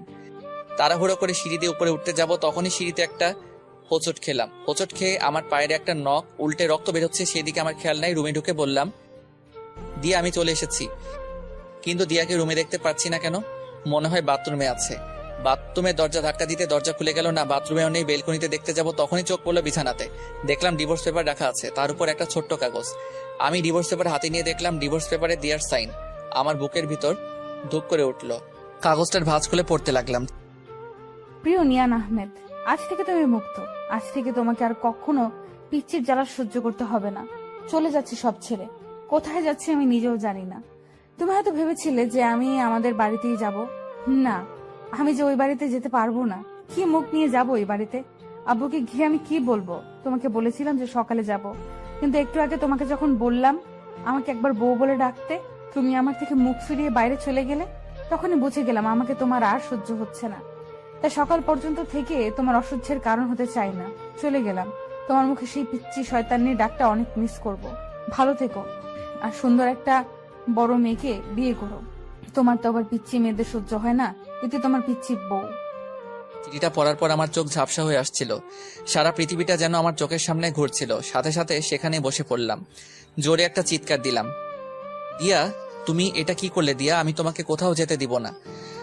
বলেই দৌড়ে রুম থেকে বেরিয়ে গেলাম। বাইক স্টার্ট দিয়ে কোন দিকে যাব কিছুই বুঝতে পারছি না। অতঃপর কোনো দিশা না পেয়ে সামনের দিকে যেতে লাগলাম। দিয়ার কথায় আসে। রাস্তা দিয়ে আনমনে হাঁটছে দেয়া। চোখ দিয়ে অঝোর বৃষ্টি পড়ছে, বাতাসে চুলগুলো উঠছে। কোথায় যাচ্ছে সে নিজেও জানে না। শুধু এটা জানি যে নিয়ানের জীবন থেকে অনেক দূরে চলে যাবে। নিয়ানকে সে নিজের জীবনের চাইতেও বেশি ভালোবাসে। সেই ছোটবেলা থেকে নিয়ান তার মনে জায়গা করে আছে। আজ সেই মনের মানুষটাকে ছেড়ে অনেক দূরে চলে যাচ্ছে সে। দিয়া মনে মনে ভাবছে, সে কি দূরে চলে গেলে নিয়ানকে ভুলে থাকতে পারবে? আবার নিজেকে নিজে উত্তর দিচ্ছে, নিজেকে ভুলতে পারে, কিন্তু নিয়ানকে কোনোদিনও ভুলতে পারবে না। এসব ভাবতে ভাবতে কোনো সময় যে রাস্তার মাঝখানে চলে এসেছে সে নিজেও জানে না। পেছন থেকে হঠাৎ একটা কার এসে দিয়াকে অনেক জোরে ধাক্কা দিল। দিয়া ছিটকে অনেক দূরে গিয়ে পড়ল। আস্তে আস্তে চোখ বন্ধ হয়ে আসছে দিয়ার। চোখে বন্ধ করার আগে চোখে ঝাপসা দেখতে পেল। একটা লোক তাকে পাচাকোলা করে কোলে তুলেছে। অন্য হয় দিয়াকে এদিক সেদিক খুঁজে বেড়াচ্ছি, কিন্তু কোথাও খুঁজে পাচ্ছি না। কোথায় গেল মেয়েটা? তাহলে কি মেয়েটাকে আর খুঁজে পাবো না? আর খুঁজে পাবো না সেই কথা মনে পড়তেই বাইক থামিয়ে বাইক থেকে নেমে সেখানে রাস্তার পাশে বসে পড়লাম। তাহলে আমি কি আমার পিচিটাকে হারিয়ে ফেলেছি? না, এটা হতে পারে না। বলে জোরে একটা চিৎকার দিলাম, দিয়া। চিৎকার করে কান্না করতে লাগলাম আর জোরে জোরে বলতে লাগলাম, দিয়া তুমি কোথায়? প্লিজ আমাকে ছেড়ে কোথাও যেও না দিয়া। দিয়া, আমি তোমাকে অনেক ভালোবাসি দিয়া। এই পিচি শয়তানি, তুই শুনতে পারছিস? আমি তোকে অনেক ভালোবাসি। হাওমাও করে কান্না করতে লাগলাম। এই দিয়া, তুমি আমার থেকে একবার বউ ডাক শুনতে চেয়েছিলে না? এই যে আমি তোমাকে বউ ডাকছি। বউ, এই বউ তুমি কোথায়? বউ, তুমি শুনতে পারছো আমি তোমাকে বউ ডাকছি? ইয়া আল্লাহ, তুমি আমার পিচ্চি বউকে আমার কাছে এনে দাও। আমি যে ওকে ছাড়া বাঁচবো না আল্লাহ, সব দোষ আমার। বলেই পাশের ল্যাম্পপোস্টে নিজের মাথা বাড়ি দিতে লাগলাম। বাড়ি দিতে দিতে একসময় আমার মাথা দিয়ে রক্ত ঝরতে লাগলো। তবু আমি থামছি না, মাথা বাড়ি দিয়েই চলছি। হঠাৎ আমার চোখে অন্ধকার হয়ে আসলো, আমার মাথা ঘুরতে লাগলো। তারপর আমি মাটিতে লুটিয়ে পড়লাম। এরপরে কি হয়েছিল আমার আর কিছু মনে নাই। দিয়া বলে চিৎকার দিয়ে উঠলাম। এ কি, আমি কোথায়? সারা রুমে চোখ বুলাতেই বুঝতে পারি এটা একটা হসপিটাল। মাথায় ব্যথা অনুভব করলাম, মাথায় হাত দিয়ে দেখি ব্যান্ডেজ। আমার চিৎকার শুনে আম্মু দৌড়ে কেবিনে ঢুকলেন। আম্মু আমার পাশে এসে বসে বললেন, এখন কেমন লাগছে নিয়ান? আমি আম্মুর প্রশ্নের উত্তর না দিয়ে কান্না করতে করতে বললাম, আম্মু, দিয়া। চুপ কর, তোকে আর কিচ্ছু বলতে হবে না। আমি চিঠিটা পড়েছি আর তোদের ডিভোর্সের পেপারটাও দেখেছি। তুই মেয়েটার সাথে এমন কেন করলি নিয়ান? বলে আম্মু কান্না করতে করতে কেবিন থেকে বেরিয়ে গেলেন। আমি অসুস্থ না হলে হয়তো আম্মু আমার গালে কষে একটা চড় মারতেন। আমার অসুস্থতার জন্য সেটা করলেন না। আমার দিয়ার কথা মনে পড়তেই আমার বুকটা কেঁপে উঠল। হাতের স্যালাইন খুলে হাসপাতালের সিট থেকে নামলাম। দাঁড়াতেই পারছি না, অনেক কষ্ট হচ্ছে। তবুও উঠে দাঁড়ালাম। যতই কষ্ট হোক আমাকে যে যেতে হবে, আমার পিচিটাকে যে খুঁজে বের করতে হবে। কেবিন থেকে বেরিয়ে পড়লাম। মাথাটা ঝিমঝিম করছে। আমাকে দেখে আম্মু চিৎকার দিয়ে উঠলেন, নিয়ান, তুই এই অবস্থাতে কোথায় যাচ্ছিস? বলেই পেছন থেকে আম্মু আমার হাত চেপে ধরলেন। আম্মু, আমাকে ছাড়ো, আমাকে যেতে হবে, দিয়াকে খুঁজে বের করতে হবে। নিয়ান বাবা, এরকম পাগলামি করিস না। তোর শরীরটা যে ভালো না। তাছাড়া দিয়াকে খুঁজতে তোর আপু আর চাচা গেছেন। না আম্মু, আমাকেও যেতে হবে। বলে এক ঝটকায় আম্মুর থেকে আমার হাত ছাড়িয়ে দৌড়ে যেতে লাগলাম।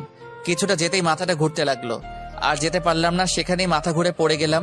আপনারা যারা যারা এই পর্যন্ত গল্পটি শুনেছেন, গল্পটাতে একটা করে লাইক দেবেন এবং একটা করে কমেন্ট করে আপনাদের মতামত জানাবেন। আপনাদের একটি লাইক এবং একটি কমেন্ট আমাদের উৎসাহিত করে পরবর্তী গল্প আনতে। চলুন সামনে কি হলো শোনা যাক। এদিকে আজ 3 দিন পর দিয়ার জ্ঞান ফিরল। রিয়া চোখ খুলতে নিজেকে একটা হসপিটালে আবিষ্কার করে। পাশে লক্ষ্য করে দেখে নিয়ানের বয়সে একটা ছেলে বসে আছে। দিয়া বলল, আমি কোথায় আর এখানে কিভাবে আসলাম? দিয়াকে উঠতে দেখে ছেলেটা বলল, আপনার এখন কেমন লাগছে? ভালো, কিন্তু আমি এখানে কেন? আর এটা কোন জায়গা? আপনি এখন মালয়েশিয়ায়। মানে আমি মালয়েশিয়া কিভাবে আসলাম? আমি তো একটা গাড়ির সাথে। দিয়াকে আটকে ছেলেটা বলল, হ্যাঁ, সেদিন আপনি আমার গাড়ির সাথে ধাক্কা খেয়েছিলেন। ধাক্কা অনেক জোরে লেগেছিল, আপনার অনেক ব্লিডিং হচ্ছিল। আমি আপনাকে সেখানকার একটা হসপিটালে নিয়ে যাই। অনেকক্ষণ আপনার চিকিৎসা চলার পর ডাক্তার বেরিয়ে এসে বলল 72 ঘন্টার ভেতরে আপনার জ্ঞান না ফিরলে আপনাকে আর বাঁচানো সম্ভব হবে না। অতবার উন্নত চিকিৎসার জন্য সেদিনই আপনাকে আমি মালয়েশিয়ায় নিয়ে আসি। আর আজ ঠিক 71 ঘন্টা পর আপনার জ্ঞান ফিরল। আপনি আমাকে কেন বাঁচালেন? আমি মরে গেলেই তো ভালো হতো।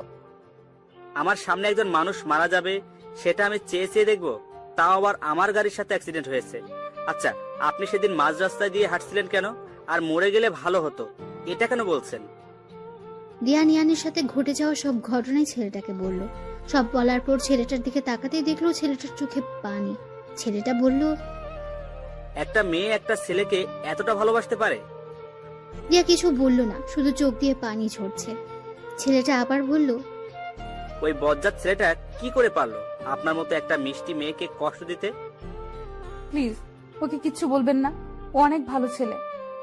আপনাকে এত কষ্ট দেওয়ার পরও আপনি বলছেন ছেলেটা ভালো? আমি যে ওকে আমার জীবনের চাইতেও বেশি ভালোবাসি, তাই ও যতই খারাপ হোক আর আমাকে যতই কষ্ট দেখ না কেন, আমার কাছে ও ভালোই থাকবে। সত্যি আপনার তুলনা হয় না। যে ছেলেটা আপনাকে এত অবহেলা কষ্ট দিল আর আপনি তাকেই বলছেন ভালো।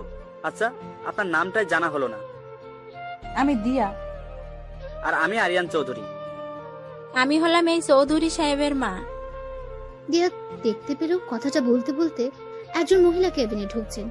আরিয়ান মহিলাটাকে দেখিয়ে বলল, দিয়া, উনি আমার আম্মু। রিয়া মুখ দিয়ে সালাম দিল, তারপর বলল, উনি এখানে? আমরা এখানে মালয়েশিয়ায় থাকি। এখন কেমন লাগছে মা? জি ভালো আন্টি। আমাকে আন্টি না, মা বলে ডেকো। জানো, কালকে যখন তোমাকে আমি প্রথম দেখি তখনই আমার মায়ের কথা মনে পড়ে যায়। তোমাকে দেখতে হুবহুব আমার মায়ের মতো। কথাগুলো বলে শেষ করেই চোখের পানি মুছলেন। রিয়া বুঝতে পারলো ওরা দুজনে অনেক ভালো মনের মানুষ।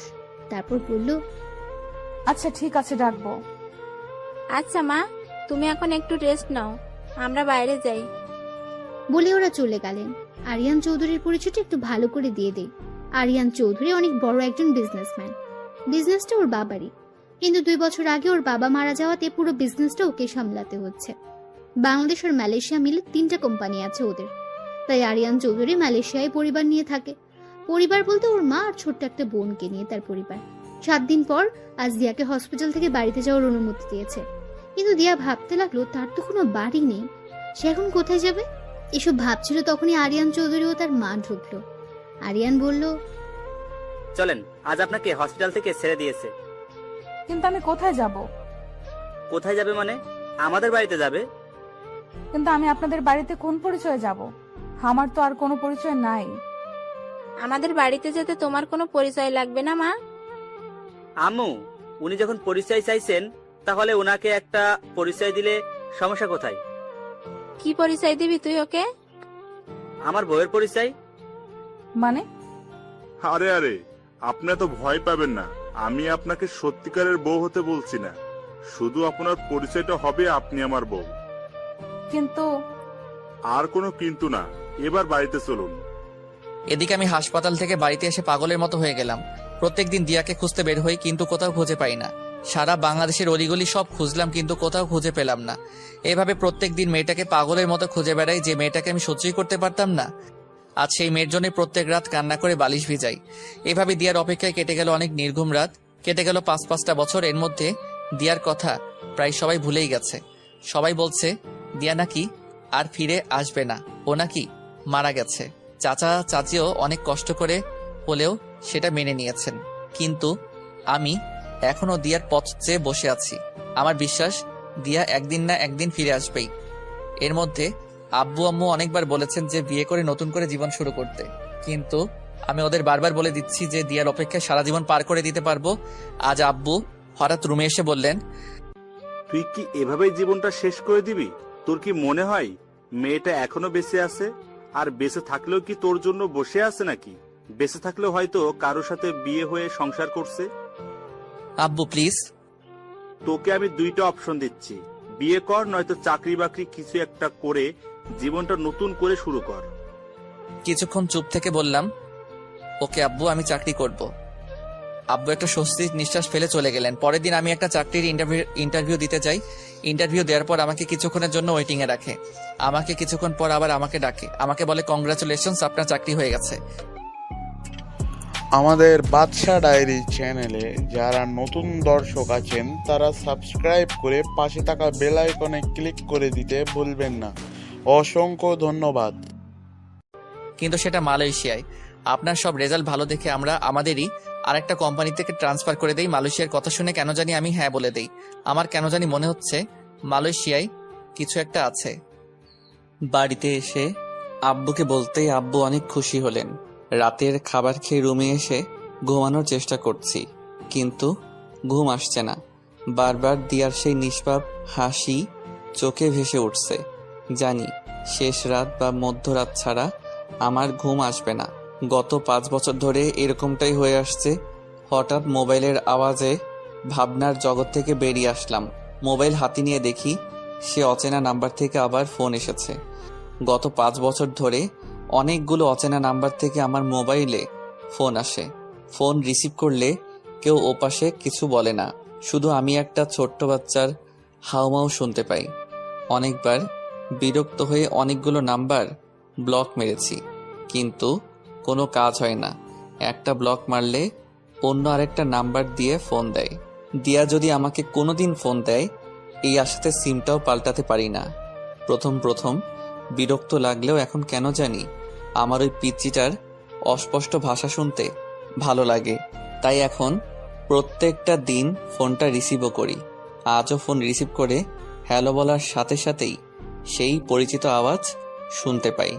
ওপাশ থেকে আব্বু আম্মু বলে অস্পষ্ট ভাষায় কি যেন একটা বলছে, কিছু বুঝতে পারি না। শুধু এই আব্বু আম্মু ডাকটাই বুঝতে পারি। আজকে আমি মালয়েশিয়ায় যাচ্ছি। বাড়িতে সবার থেকে বিদায় নিয়ে এয়ারপোর্টে চলে আসলাম। এয়ারপোর্টে এসে ওই দিন যেই লোকটা আমার ইন্টারভিউ নিয়েছিল সেই লোকের সাথেই আরো অনেকগুলো লোকজন দেখতে পারলাম। পরে জানতে পারলাম ওরাও আমার মতোই মালয়েশিয়াতে চাকরি করতে সিলেক্ট হয়েছে। ওদের মধ্যে একজনের সাথে আমার অনেক ভাব জমে গেল। ওর নাম জিসান। বিমানে আমার পাশের সিটেই বসেছিল। ওর সাথে মিশে বুঝতে পারলাম ছেলেটা একটু বেশি চঞ্চল টাইপের, অনেক বেশি কথা বলে। ফ্লাইট ল্যান্ড করলো মালয়েশিয়ায়। আমি মালয়েশিয়ার মাটিতে পা রাখতেই আমার বুকটা কেঁপে উঠল। বুঝতে পারলাম না কেন হলো এমনটা। মালয়েশিয়া নামটা শোনার পর থেকেই আমার কেমন যেন অদ্ভুত একটা ফিলিংস কাজ করছিল। আমরা যেই কোম্পানিতে কাজ করতে আসছি সেই কোম্পানিরই কয়েকজন লোক এসে আমাদের একটা হোটেলে নিয়ে গেল। আজকে রেস্ট নিয়ে কালকে থেকে অফিস। আমি হোটেলে এসে আমার রুমে ঢুকলাম। ফ্রেশ হয়ে বসে আছি। বসে বসে বোর হচ্ছি, তাই ভাবলাম শহরটা একটু ঘুরে দেখি। রুম থেকে বের হতেই জিসানের সামনে পড়লাম। জিসান আমাকে দেখে হেসে বলল, কি ভাই, কোথায় বের হচ্ছেন? আসলে রুমে বসে বসে বোর হচ্ছিলাম, তাই একটু ঘুরতে যাচ্ছি। আমিও সেম ভাই, চলেন আমিও যাব আপনার সাথে। তাহলে তো ভালোই হলো, আমাকেও একা একা ঘুরতে হবে না। চলেন। কোথায় যাওয়া যায় বলেন তো? আমি তো এখানকার জায়গা তেমন চিনি না। আমি চিনি ভাই, চলেন ভাই, আমরা এখানকার সব থেকে বড় শপিং মলে যাই। অনেক সুন্দর একটা শপিং মল। আমারও একটা জিনিস কিনতে হবে, জিনিসটাও কিনলাম আর ঘোরাঘুরিও করলাম। আচ্ছা চলুন। একটা ট্যাক্সি নিয়ে শপিং মলের সামনে এসে নামলাম। সত্যি শপিং মলটা অনেক বড় এবং সুন্দর। শপিং মলের ভিতরে ঢুকতে আমার শরীরে একটা কঠিন ঠান্ডা বাতাস লাগলো, আর আমার বুকের ভিতর ধুকধুক করতে লাগলো। আমি সেখানটায় দাঁড়িয়ে হার্টবিটের ধুকধুকানি ফিল করতে লাগলাম। আমার এরকম হচ্ছে কেন? জিসান বলল, কি ভাই, এখানে দাঁড়িয়ে আছেন কেন, আর কি ভাবছেন? আমি এই শপিং মলে ঢোকার সাথে সাথেই আমার শরীরে কি রকম জানি ঠান্ডা বাতাস লাগলো। আরে ভাই, এটা এসির বাতাস।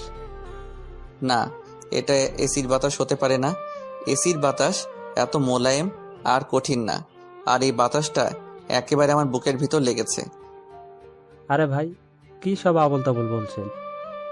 আমি জোরে একটা নিঃশ্বাস ফেলে বললাম, না কিছু না, চলেন। তারপর জিসানকে নিয়ে লিফটে করে শপিং মলটার 3 তলাতে উঠলাম। জিসান ঘুরে ঘুরে টি শার্ট দেখছে, হয়তো টি শার্ট কেনার জন্যই আসছে। আমি আর ওকে জিজ্ঞেস করলাম না। জিসান একটা টি শার্ট হাতে নিয়ে চেঞ্জ রুমে গেল। আমার একটা শার্ট অনেক ভালো লাগছে, সেই শার্টটাই নেড়ে চেড়ে দেখছিলাম। হঠাৎ আমার চোখ আটকে গেল একটা মেয়ের উপর। মেয়েটা আমার ঠিক উল্টো দিকে মুখ করে লিফটের সামনে দাঁড়িয়ে আছে। মেয়েটাকে আমার এত চেনা চেনা লাগছে কেন? আমি মেয়েটার মুখ দেখতে না পারলেও আমার কেন জানি মনে হচ্ছে মেয়েটা আমার অনেক দিনের চেনা কেউ। আমার হার্টবিট অনেক স্পিডে দৌড়াচ্ছে। দৌড়ে আমি মেয়েটার কাছে যেতে লাগলাম। আমি দৌড়ে মেয়েটার কাছে যাওয়ার আগেই মেয়েটা লিফটে উঠে গেল। আমি লিফটের সামনে এসে দেখলাম লিফট লেগে গেছে। সেখানে দাঁড়িয়েই হাঁপাতে লাগলাম। হঠাৎ চোখ পড়ল পাশের সিঁড়ির উপর। আমি দৌড়ে সিঁড়ি দিয়ে নামতে লাগলাম। নিচতলায় আসতেই দেখলাম মেয়েটা শপিং মল থেকে বের হয়ে যাচ্ছে। আমিও দৌড়ে শপিং মল থেকে বের হতেই দেখলাম মেয়েটা একটা গাড়িতে উঠে গেছে। গাড়িতে কালো গ্লাস থাকাতে তখনও আমি মেয়েটাকে দেখতে পাই নাই। গাড়িটা অনেক স্পিডে চলে গেল। আমি সেখানে দাঁড়িয়ে রইলাম। পিছন থেকে জিসান ডাকতে ডাকতে আসলো, নিয়ান ভাই, নিয়ান ভাই। আমার পাশে এসে হাঁপাতে লাগলো।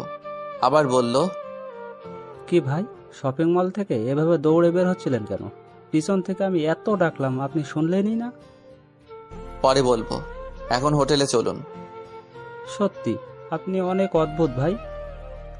চলুন। পরের দিন সকালে রেডি হয়ে অফিস যাওয়ার জন্য হোটেলের বাইরে আসলাম। পিছন থেকে জিসান এসে বলল, কি ভাই, আমাকে ফেলেই চলে যাচ্ছেন? আমি ভাবলাম আপনি হয়তো নিচে আছেন, তাই আমি নিচে আসলাম। অফিসের বাস এসে আমাদের নিয়ে গেল। অফিসে আসলাম।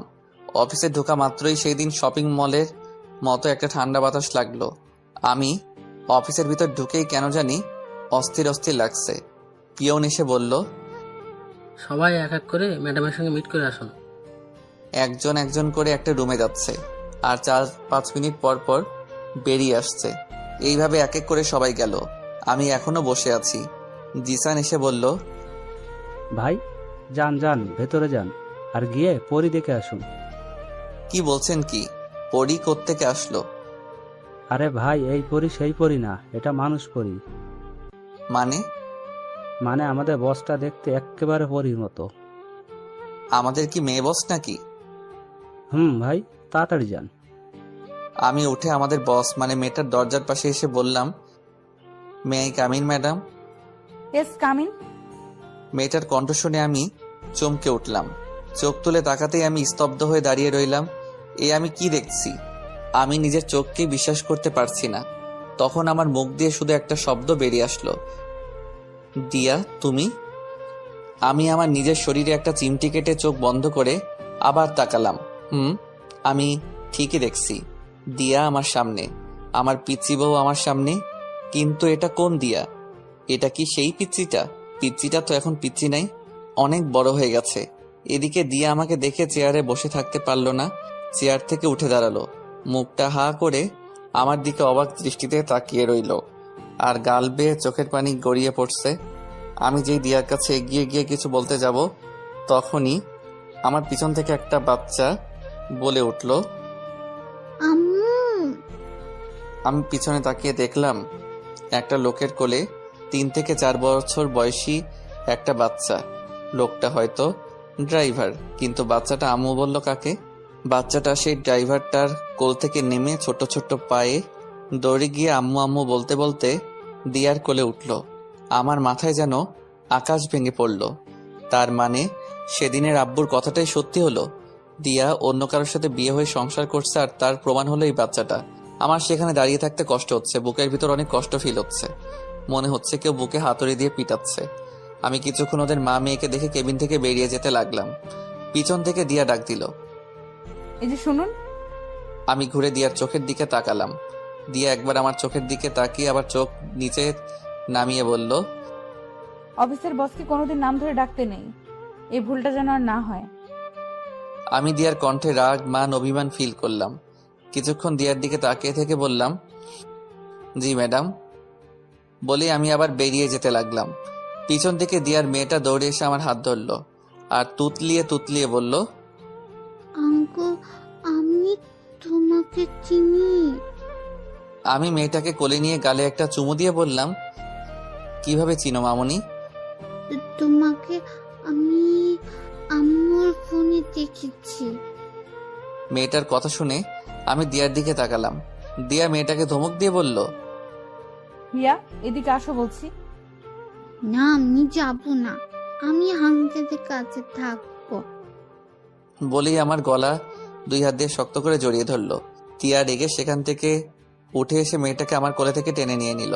মেয়েটা কান্না শুরু করে দিল। তারপর অন্যদিকে মুখ করে দিয়া বলল, আপনি এখন আসতে পারেন, আর গিয়ে আপনার কাজ শুরু করে দেন। আমি সেখান থেকে বেরিয়ে আসলাম। মিয়ান বেরিয়ে যাওয়ার সাথে সাথে দিয়া ক্যাবিনের দরজাটা লক করে এসে কান্না করতে লাগলো। দিয়ার চিৎকার দিয়ে কান্না করতে ইচ্ছে করছে, কিন্তু অফিস বলে সেটা করতে পারছে না। দিয়া হাত দিয়ে মুখ চেপে কান্না করতে লাগলো। কান্না করছে আর বলছে, আমি কি করে পারলাম আমার নিয়ানের সাথে এরকম ভাবে কথা বলতে? যাকে আমি আমার জীবনের চাইতেও বেশি ভালোবাসি, তাকে আমি কি করে পারলাম এরকম অপমান করতে? এগুলো বলছে আর মুখ চেপে কান্না করছে দিয়া। দিয়ার মেয়েটা তার মার কান্না দেখে বলল, আম্মু তুমি কেঁদো না, আমি আর যাবো না ওই আঙ্কেলটার কাছে। দিয়া ওর মেয়েকে জড়িয়ে ধরে কান্না করতে লাগলো আর বলল, তুই ওর কাছে যাওয়াতে আমি কাঁদছি না, তুই ওর কাছে যাওয়াতে আমি আরো খুশি হয়েছি। বলে দিয়া মেয়েটার কপালে একটা চুমু খেলো। দিয়া এখন বুঝতে পারলো কালকে শপিং মলে তার মনে হয়েছিল যে নিয়ান তার আশেপাশে ছিল, তার মানে সত্যি নিয়ান শপিং মলে ছিল। দিয়া চোখের পানি মুছে জোরে একটা নিঃশ্বাস নিল। এখন দিয়ার ভেতরটা একটু হালকা লাগছে, কারণ আজ 5-5টা বছর পর নিয়ানকে সে দেখলো। আমি সামনে আগাচ্ছি আর ভাবছি এটাই আমার প্রাপ্য ছিল। আমি মেয়েটাকে একসময় কত কষ্ট দিয়েছি, এখন মেয়েটার চেয়ে দ্বিগুণ কষ্ট আমি পাচ্ছি। হ্যাঁ, এটাই আমার প্রাপ্য। আমাকে অনেকক্ষণ পর কেবিন থেকে বেরিয়ে আসতে দেখে জিসান এগিয়ে আসলো, এসে বলল, কি ভাই, এতক্ষণ ধরে? আমাদের পরিবস আপনার কি পরীক্ষা দিচ্ছিল? সাবধান ভাই, অন্য কোনো ধান্দায় পড়েন না। আমাদের পরিবসটা কিন্তু ম্যারিড, আর আমাদের ম্যাডামের হাজবেন্ড হচ্ছে এই সারা কোম্পানির মালিক। ও আচ্ছা। আপনার মুখটা এমন লাগছে কেন ভাই? আপনার কি কিছু হয়েছে? না ভাবি, কিছু হয় নাই। আব্বু আম্মুর কথা একটু মনে পড়ছে, তাই একটু মন খারাপ। আচ্ছা চলুন ভাই, এখন কাজে লেগে পড়ি। আমি আমার ডেস্কে গিয়ে বসলাম। আমার ডান সাইডে একটা মালয়েশিয়ান ছেলে আর বাঁ সাইডে একটা মেয়ে, দেখে মনে হচ্ছে বাংলাদেশি। এই অফিসের প্রায় লোকই বাংলাদেশি। মেয়েটা আমাকে তার পাশে বসতে দেখে বলল, হাই, আমি রাইসা রহমান। বলেই আমার দিকে তার একটা হাত বাড়িয়ে দিল। আমি হাত বাড়িয়ে হ্যান্ডশেক করতে করতে বললাম, আপনি কি বাংলাদেশি? জি, একটা কথা বলবো। হ্যাঁ বলুন। আপনি দেখতে অনেক হ্যান্ডসাম আর কিউট। আমি কিছু বললাম না, কষ্ট করে শুধু একটা হাসি দিলাম। আমি কম্পিউটার অন করার সাথে সাথেই দিয়ার মেয়েটা এসে হাজির। আঙ্কেল আঙ্কেল বলে আমার কোলে উঠে এসে বসলো। আমি বললাম, তুমি আবার আমার কাছে আসছো কেন? তোমার আম্মু বকবে তো? না, বকবে না, আমি আম্মুকে বলে এসেছি। আচ্ছা, তোমার নাম কি মামনি? হিয়া। দিয়ার ওর মেয়ের নামটা নিজের নামের সাথে মিল রেখেই রাখছে। আমি 2 হাত দিয়ে ওর গাল টিপে বললাম, খুব সুন্দর নাম, আর তুমিও অনেক কিউট মামনি। আঙ্কেল, আমি তোমাকে এটা কই? বলেই ওর ছোট্ট ছোট্ট হাত দিয়ে আমার গাল টিপে ধরে হাসতে লাগলো। হিয়ার হাসি দেখে আমি ওর দিকে তাকিয়ে রইলাম। হিয়া সেফ দিয়ার মতোই হাসে। তারপর হিয়া আমার দাঁড়িয়ে হাত দিয়ে বলল, আঙ্কেল, এগুলোর নাম কি? এগুলোর নাম দাড়ি। হিয়া নিজের গালে হাত নিয়ে মুখ গোমড়া করে বলল, নাই কেন? হিয়ার কথা শুনে আমার হাসি চলে আসলো। আমি ওর কথা শুনে হাসতে হাসতে বললাম, তোমার কোনোদিনও উঠবে না মামুনি, কারণ তুমি মেয়ে। আচ্ছা মামুনি, তোমার আব্বু এখন কই? আব্বুকে? সে কি, তুমি তোমার আব্বুকে চিনো না? কি ওর আব্বুকে পাপা বলে ডাকে? হঠাৎ কারো কথায় পিছন ফিরে তাকিয়ে দেখলাম দিয়াকে দেখে আমি বসা থেকে উঠে দাঁড়ালাম। দিয়া কথাটা বলে আমার দিকে তাকিয়ে রইল। আমি ওর থেকে চোখ নামিয়ে বললাম, সরি ম্যাডাম, আসলে আপনার মেয়ে আমার কাছে। আমাকে বলতে না দিয়ে দিয়া বলল, ইটস ওকে। তারপর দিয়া হিয়াকে আমার পাশ থেকে তুলে নিয়ে যেতে যেতে বলল, চলো হিয়া, কিছু খাবে? বাড়ি থেকে না খেয়ে চলে এসেছো। আমার দিকে একবার তাকিয়ে চলে যেতে লাগলো। পাশ থেকে রাইসা এতক্ষণ আমাদের দেখছিল। আমাকে বলল, আমাদের ম্যাডাম কি আপনার পরিচিত কেউ? আমি মেয়েটার প্রশ্ন শুনে চুপ করে রইলাম। আমি মেয়েটাকে কি বলবো কিছু বুঝে উঠতে পারতেছি না। জি। রাইসা আমাকে আর কিছু প্রশ্ন করার আগেই আমি বললাম, এক্সকিউজ মি, আমি একটু আসছি। বলেই আমি অফিসের ওয়াশরুমের দিকে যেতে লাগলাম। অফিস শেষে আমি আর জিসান দাঁড়িয়ে আছি অফিসের বাইরে। অফিস বাসের জন্য অপেক্ষা করছিলাম। জিসান আমাকে বলল, ভাই আপনি এখানে দাঁড়ান, আমি গিয়ে দেখে আসছি বাসটা এখন আসছে না কেন। এই বলে জিসান চলে গেল। আমি একা একা আনমনে দাঁড়িয়ে আছি। পেছন থেকে দিয়া হিয়াকে কোলে নিয়ে বের হলো। হিয়া আমাকে দেখে দিয়ার কোল থেকে নেমে দৌড়ে আমার কাছে আসলো। আমার সামনে এসে একটা হাসি দিয়ে বলল, আঙ্কেল মাথা নিচু করো। আমি মাথা নিচু করতেই হিয়া আমার গালে একটা চুমু খেলো। তারপর হিয়া দিয়ার কাছে গিয়ে ওর হাত ধরে টানতে লাগলো। কি হলো হিয়া, আমাকে টানছো কেন? আসো না আম্মু। হিয়া দিয়াকে টানতে টানতে আমার সামনে নিয়ে এলো। দিয়া আমার দিকে একবার তাকিয়ে চোখ নিচে নামিয়ে নিল। হিয়া বলল, আম্মু আঙ্কেলকে চুমু দাও। আমরা দুজনই দুজনের দিকে চোখ বড় বড় করে তাকালাম। দিয়া লজ্জায় লাল হয়ে গেল। তারপর হিয়াকে ধমক দিয়ে বলল, এসব কি হচ্ছে? প্লিজ ম্যাডাম, ওকে বকবেন না, আমি ওকে বুঝিয়ে বলছি। আমি হাঁটু গেড়ে বসে হিয়ার গালে হাত দিয়ে বললাম, হিয়া মামুনি শোনো, তোমার আম্মু তোমার আব্বুকে মানে তোমার বাবাকে ছাড়া অন্য কোনো ছেলেকে চুমু খেতে পারবে না। কিন্তু আম্মু তো পাপাকে চুমু দেয় না, আম্মু তো তোমার ফটো দিচ্ছ। দিয়া হিয়ার মুখ চেপে ধরলো। তারপর হিয়াকে কোলে নিয়ে বলল, চলো হিয়া, দেরি হয়ে যাচ্ছে। বলেই আমার দিকে একবার তাকিয়ে গাড়িতে উঠে গেল। গাড়িতে উঠে হিয়া আমাকে হাত নাড়িয়ে টাটা দিতে লাগলো। আমি ওকে হাত নাড়িয়ে টাটা দিলাম। আমিও হোটেলে চলে আসলাম। রুমে ঢুকে শার্টটা খুলে একটা টাওয়েল নিয়ে বাথরুমে ঢুকলাম। বাথরুমে ঢুকে শাওয়ারটা ছেড়ে শাওয়ারের নিচে দাঁড়িয়ে রইলাম। বুকের ভিতরটা অনেক ভারী লাগছে। অনেক কষ্ট জমে আছে বুকের ভিতরে। আমার দোষে আমি আমার পিচ্চি বউটাকে হারালাম। সেদিন যদি আমি ওকে সারপ্রাইজ দেওয়ার জন্য ঘর থেকে বেরিয়ে না যেতাম, তাহলে আজ আমাকে ওকে এই অবস্থাতে দেখতে হতো না। আমার চোখের পানি আর শাওয়ারের পানি এক হয়ে নিচে পড়ছে। আমার পিচ্চিটা এখন আর আমার নেই, এখন সে অন্য কারো বউ, অন্য একজনের মেয়ের মা। যখন ওর মেয়েটা আমার কাছে আসে, জানি না কেন জানি আমি সব কষ্ট ভুলে যাই। এখন আমি নিজেকে একটা কথা ভেবেই সান্ত্বনা দিচ্ছি যে যাই হোক, আমার পিচ্চিটা তো সুখে আছে, ও সুখে থাকলেই হলো, আমার আর কিছু চাই না। দিয়ার সুখে আমার সুখ। অনেকক্ষণ শাওয়ার নিজে থাকার পর বাথরুম থেকে বেরিয়ে আসলাম। পরের দিন অফিসে যাওয়ার জন্য জিসান রেডি হয়ে আমার রুমে এসে বলল, কি ভাই আপনি এখনো রেডি হন নাই? অফিস বাস চলে আসছে তো। জিসান ভাই, আপনি অফিস বাস দিয়ে চলে যান, আমি পরে একটা ট্যাক্সি নিয়ে চলে যাব। আচ্ছা ঠিক আছে, আমি যাই। আপনি দেরি করবেন না কিন্তু, নতুন নতুন অফিস জয়েন করেছেন, দেরি করলে সমস্যা হতে পারে কিন্তু। আচ্ছা। আমি ভাবতে লাগলাম আমার কি আর দিয়ার সামনে যাওয়া ঠিক হবে? ও যখন সুখে আছে তাহলে থাক না সুখে, আমি কেন ওর পথের কাঁটা হয়ে দাঁড়াবো? তাই ভাবলাম আমি আর দিয়ার সামনে যাব না। এদিকে হিয়া অনেকক্ষণ ধরে ওর মাকে বলে যাচ্ছে, আম্মু আঙ্কেল আসছে না কেন। হিয়া প্রতিদিন দিয়ার সাথে অফিসে আসে। দিয়া ওর মেয়েকে বলছে, আসবে, এক্ষুনি চলে আসবে। এদিকে দিয়াও চিন্তায় পড়ে। দিয়া মনে মনে ভাবতে লাগলো, অফিস বাস তো সেই কখন চলে আসলো, কিন্তু নিয়ান আসলো না কেন অফিস বাসে? নিয়ান কি আর আসবে না অফিসে? নিয়ান তো আমাকে সহ্যই করতে পারে না, তাহলে কি আমার জন্য সে আর অফিসে আসবে না? আমার নিয়ানকে কি আমি আর দেখতে পারবো না? নিয়ানকে সে আর দেখতে পারবে না।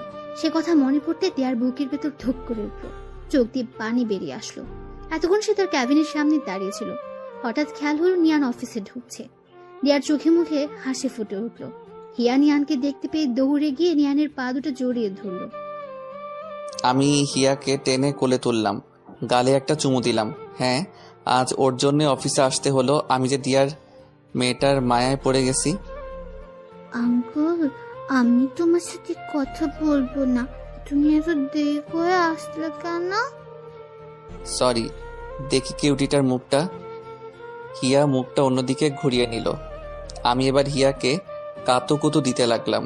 হিয়া খিলখিল করে হাসতে লাগলো।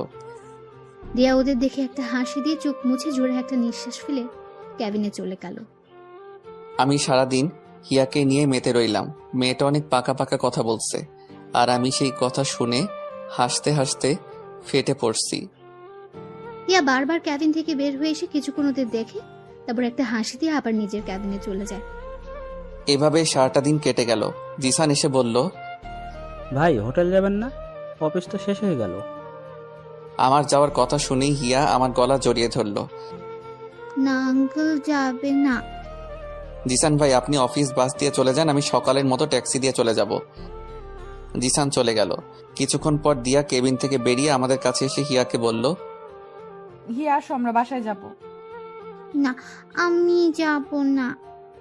চলেন, আমি আপনাদের গাড়িতে তুলে দিয়ে আসছি। অফিসের বাইরে এসে দিয়ার গাড়ির সামনে আসলাম। দিয়া আগে গিয়ে গাড়িতে বসলো। আমি হিয়াকে বললাম, হিয়া আমার দিকে তাকাও। হিয়া আমার কাছ থেকে মুখ তুলে তাকালো। আমি বললাম, যাও এখন বাসায়। তুমি এরকম করলে কিন্তু আমি কালকে আর এখানে আসবো না। হিয়া আমার কথা শুনে গাড়িতে উঠে গিয়ে বসলো। আমি হিয়ার গালে একটা চুমু দিয়ে সেখান থেকে চলে যেতে লাগলাম। হঠাৎ পিছন থেকে দিয়া ডাক দিল, এই যে শোনো। আমি পিছন ফিরে তাকাতেই দেখলাম দিয়া গাড়ির থেকে মুখ বের করে আছে। আমি বললাম, জি বলুন। অফিস বাস তো চলে গেছে, তুমি কিভাবে যাবে? দিয়ার মুখে তুমি ডাক শুনে ওর দিকে অবাক চোখে তাকিয়ে রইলাম। দিয়া আবার বলল, আমি তোমাকে কিছু প্রশ্ন করছি। ও জি, আমি ট্যাক্সি দিয়ে চলে যাব। তুমি যদি কিছু মনে না করো, আমি তোমাকে পৌঁছে দিতে পারি। থ্যাংক ইউ, লাগবে না, আমি চলে যেতে পারবো। দিয়া মুখটা কালো করে ফেললো। হিয়া বলল, আঙ্কেল চলো না আমাদের সাথে। আমি হিয়ার মুখের দিকে তাকিয়ে না করতে পারলাম না। উঠে গেলাম ওদের গাড়িতে। আমি এক পাশে আর দিয়া আরেক পাশে, আর হিয়া মাঝখানে। হিয়া আমার কোলে উঠে এসে বসলো। কেউ কোনো কথা বলছি না। কিছুক্ষণ চুপ থাকার পর হুট করে দিয়া বলল, তোমার বউকে কি এখানে মানে মালয়েশিয়ার সাথে করে নিয়ে এসেছো? আমি দিয়ার কথা শুনে হাসতে লাগলাম। হা হা হা, বউ হা হা। কি হলো, হাসছো কেন? আমি হাসি কিছু বলেছি? আমার কপালে বউ নাই। মানে তুমি কি সব অদ্ভুত কথা বলছো? সত্যি তো বলছি, এখানে অদ্ভুতের কি আছে? মানে তুমি এখনো বিয়ে করো নাই? না, বললাম না আমার কপালে বউ নাই। কেন বিয়ে করো নাই? তুমি জেনে কি করবে? প্লিজ বলো না, কেন বিয়ে করো নাই? আমি কিছুক্ষণ চুপ করে রইলাম। তারপর দিয়ার চোখে চোখ রেখে বললাম, তোমার জন্য। আমার জন্য মানে? সেদিন রাতে আমি কিছু একটা ভেবে চুপ করে রইলাম। দিয়া কি এখন এসব বলা ঠিক হবে? দিয়া তো সুখেই আছে, ওকে এসব বলে কি ওর কষ্ট বাড়ানো ঠিক হবে? দিয়া আমাকে চুপ করে থাকতে দেখে বলল, বলো না সেদিন রাতে কি? না কিছু না। দিয়া এবার আমার হাত ধরে হিয়ার মাথায় নিয়ে গেল। তারপর বলল, ও তো ছোট্ট ফেরেশতা মানুষ, আমি জানি তুমি ওর মাথায় হাত রেখে মিথ্যা বলতে পারবে না। আমি এবার কি বলবো কিছু বুঝে উঠতে পারছি না। হিয়ার মাথায় হাত রেখে আমি আবার মিথ্যা বলতে পারবো না। আমি বললাম, দিয়া থাক না এসব এখন, আর জেনে কি করবে? তুমি বলবে কিনা বলো। আমি এবার বলতে শুরু করলাম, আসলে সেদিন রাতে তুমি যখন আমার মুখ থেকে একবার বউ ডাক শুনতে চেয়েছিলে, তখন আমি ঘর থেকে বেরিয়ে গিয়েছিলাম জানো। সেদিন আমি তোমাকে সারপ্রাইজ দেওয়ার জন্য রুম থেকে বেরিয়ে গিয়েছিলাম। সেদিন আমি তোমাকে একবার না সারা জীবনের জন্য বউ ডাকতে চেয়েছিলাম, তোমাকে আপন করে নিতে চেয়েছিলাম, কিন্তু তোমাকে সারপ্রাইজ দেওয়ার জন্য একটা লাল টকটকে শাড়ি আর অনেক গোলাপ ফুল নিয়ে যখন বাসায় আসলাম, তখন আমি নিজেই সারপ্রাইজড হয়ে যাই। এসে দেখি তুমি রুমে নাই। তারপর যখন তোমার চিঠি আর ডিভোর্স পেপারে সাইন দেখলাম, তখন আমার সারা দুনিয়া অন্ধকার হয়ে এসেছিল। তারপর 5-5টা বছর তোমার অপেক্ষায় তোমাকে খুঁজতে খুঁজতে কাটিয়ে দেই। সবাই তো ভেবে নিয়েছিল যে তুমি আর বেঁচে নেই, কিন্তু একমাত্র আমিই জানতাম তোমাকে আমি একদিন খুঁজে পাবো। কিন্তু এভাবে যে পেয়েও তোমাকে হারাতে হবে সেটা ভাবিনি। আমি এক নিঃশ্বাসে কথাগুলো বলে ফেললাম। দিয়ার দিকে তাকিয়ে দেখলাম গাল বেয়ে চোখের পানি গড়িয়ে পড়ছে। আমার দিকে মায়া ভরা চোখে তাকিয়ে আছে। আমারও চোখ দিয়ে পানি বের হয়ে এসেছিল। আমি সেটা মুছে দিয়ে দিয়াকে বললাম, এই পাগলি, কাঁদছো কেন? আমি কিন্তু এখন আর কষ্ট পাচ্ছি না, কারণ তুমি সুখে আছো। তোমার সুখেই আমার সুখ। দিয়ার এখন অনেক ইচ্ছে করছে নিয়ানকে জড়িয়ে ধরতে, কিন্তু ধরলো না, নিজেকে কন্ট্রোল করলো আর মনে মনে বলতে লাগলো, আমাকে এতদিন অনেক কষ্ট দিয়েছো, এখন আমার নিজের কিছু কষ্ট পাওয়া প্রাপ্য। দিয়ার ভেতরে ভেতরে অনেক খুশি হচ্ছে এই ভেবে যে তার নিয়ান তাকে ভালোবাসে। তার জন্য সে এতটা বছর অপেক্ষা করলো, কিন্তু সে খুশিটা প্রকাশ করলো না। চোখের পানি মুছে চুপ করে বসে রইলো আর বারবার নিয়ানের দিকে আর চোখে তাকাতে লাগলো। আজ নিয়ানকে কেন জানি দিয়ার কাছে অন্যরকম লাগছে। হিয়া আমার কোলেই ঘুমিয়ে পড়ল। আমার বুকে মাথা রেখে 2 হাত দিয়ে গলা জড়িয়ে ধরে ঘুমিয়ে আছে। আমি ওকে 2 হাত দিয়ে আঁকড়ে ধরে আছি। আমার হোটেলের কাছে চলে আসলাম। আমি হিয়াকে দিয়ার কোলে দিলাম। গাড়ি থেকে নেমে এসে আবার গাড়ির ভিতরে মুখ ঢুকিয়ে হিয়ার গালে চুমু দিবার জন্য মাথা এগিয়ে নিলাম। হিয়া দিয়ার কাঁধে মাথা রেখে ঘুমিয়েছিল। আমি যখন হিয়াকে চুমু খাওয়ার জন্য ঠোঁট এগিয়ে নিলাম, দিয়া ভাবলো আমি ওকে চুমু খাবো, তাই তার গাল এগিয়ে আনছিল। কিন্তু আমি হিয়ার গালে চুমু খাওয়াতে দিয়া লজ্জা পেয়ে আবার গাল পিছিয়ে নিল।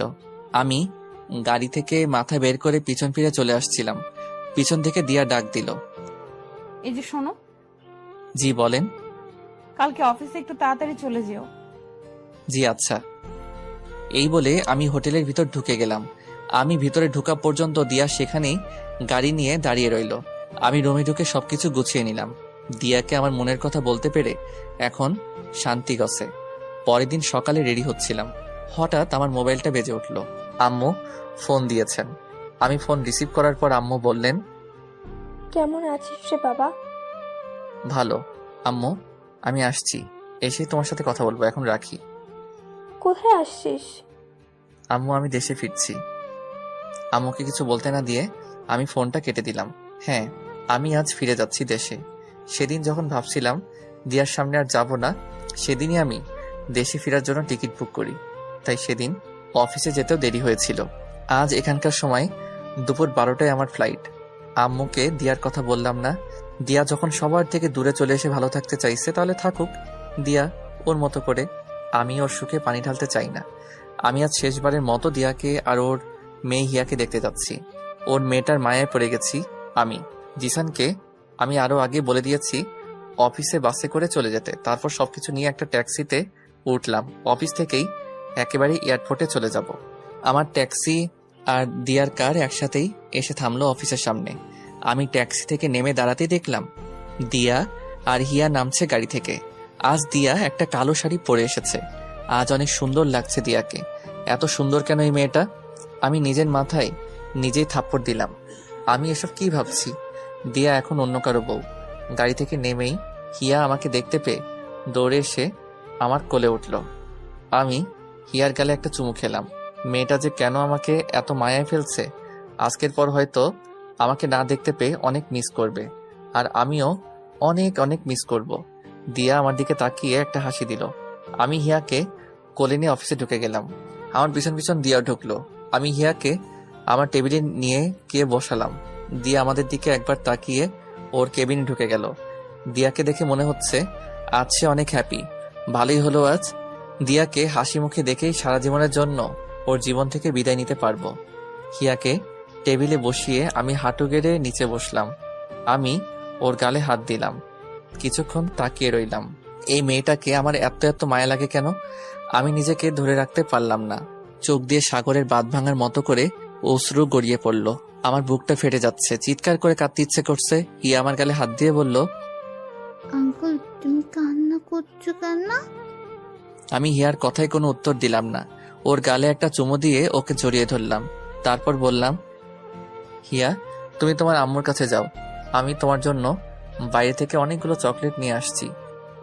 আজ এই মায়াবতীকেও মিথ্যা বলতে হলো। এই বলে আমি হিয়াকে ওর আম্মুর কেবিনের সামনে দিয়ে আসলাম। কেবিনের বাইরের গ্লাস দিয়ে আমি আমার মায়াবতীটাকে শেষ একবার দেখলাম। মাথা নিচু করে অফিসের পেপারে কি যেন লিখছে। আমি আর সেখানে দাঁড়ালাম না, চলে যেতে লাগলাম। আমি যে অফিস গেট দিয়ে বেরোতে যাব তখনই ছোট্ট দুইটা হাত আমার পা জড়িয়ে ধরলো। হিয়া, হ্যাঁ হিয়াই, পিছন থেকে আমার পা জড়িয়ে ধরলো। আমি আবার হাঁটু গেড়ে ওর সামনে বসলাম। কি হলো হিয়া মামনি? আঙ্কেল আঙ্কেল, তুমি ফিরে আসবে তো? ইয়া আল্লাহ, তুমি এই পিচ্চিটাকে কেন এত মায়া দিয়ে গড়লে? আমার যে পিচ্চিটাকে ছেড়ে যেতে ইচ্ছে করছে না। মেয়েটাকে আমি আবার জড়িয়ে ধরলাম। আমার এখন হাউমাউ করে কান্না করতে মন চাইছে। এই মেয়েটার প্রতি আমার কিসের এত টান? কি আছে এই মেয়ের মধ্যে? আমাকে আবার মেয়েটাকে মিথ্যে বলতে হলো। আমি আসছি মামনি, এক্ষুনি আসছি। তোমার জন্য অনেকগুলো চকলেট নিয়ে আসছি। তাহলে তুমি কান্না করছো কেন? তোমাকে চকলেট আনতে হবে না আঙ্কেল, আমার চকলেট লাগবে না, তুমি যেও না। বলে আবার আমার গলা জড়িয়ে ধরলো। আমার চোখ দিয়ে অনর্গল বৃষ্টি ঝরেই যাচ্ছে, কিন্তু কোনো আওয়াজ করতে পারছি না। পৃথিবীর সবচেয়ে কষ্টের কান্নাই হলো নীরব কান্না। এই কান্নায় বুক ফাটে ঠিকই, কিন্তু মুখ ফাটে না। এখন সেই পরিস্থিতিতেই আমি আছি। আমি হিয়াকে আমার থেকে ছাড়িয়ে আরো একটা মিথ্যা বললাম। এই যে মামনি, ওই যে দেখা যাচ্ছে দোকান, সেখান থেকেই আমি আসছি। তুমি তোমার আম্মুর কাছে যাও। হিয়া মুখটা কালো করে চলে গেল। আমি ট্যাক্সিকে বলেছিলাম আমি আসার আগ পর্যন্ত দাঁড়িয়ে থাকতে। ট্যাক্সিটা এখনো দাঁড়িয়ে আছে। আমি ট্যাক্সি তুলতে যাব, তখনই জিসান আমাকে ডাক দিল। এই যে নিয়ান ভাই, কোথায় যাচ্ছেন ভাই? আপনি অনেক ভালো জিসান ভাই, এই কদিনে আমাকে অনেক আপন করে নিয়েছেন। আমি দেশে ফিরে যাচ্ছি ভাই। মানে এই তো কদিন হলো এখানে আসছেন। আমি আর এদেশে থাকতে চাই না ভাই, আসি ভাই, ভালো থাকবেন। এই বলে আমি ট্যাক্সিতে উঠে গেলাম। এদিকে হিয়া নিয়ান চলে যাওয়ার পর ওর আম্মুর ক্যাবিনে যায়। নিয়ান যেখানে বসে কাজ করতো সেখানে বসে। আধা ঘন্টা হয়ে গেল, নিয়ান এখন আসছে না। এদিকে দিয়া ভাবলো একবার ওদের দেখে আসে। দিয়া ক্যাবিন থেকে বের হয়ে এসে দেখে হিয়া একা একা গালে হাত দিয়ে বসে আছে। দিয়া এগিয়ে গিয়ে বলল, তোমার আঙ্কেল কই গেছে হিয়া? আমার জন্য চকলেট আনতে গেছে, কিন্তু জানো আম্মু, আঙ্কেল সেই কখন গেছে, এখনো আসছে না। আর জানো আম্মু, আঙ্কেল বাইরে যাওয়ার সময় অনেক কান্না করছে। দিয়ার বুক ধুক করে উঠল। নিয়ান কান্না করলো কেন? তাহলে কি নিয়ান? দিয়া হিয়াকে কোলে নিয়ে জিশানের কাছে গেল। নিয়ানকে সে অনেকবার জিশানের সাথে দেখেছে। জিশান দিয়াকে দেখেই বসা থেকে উঠে দাঁড়ালো। ম্যাডাম কিছু বলবেন? নিয়ান কোথায় গেছে? নিয়ান ভাই তো আজ দেশে চলে যাচ্ছে।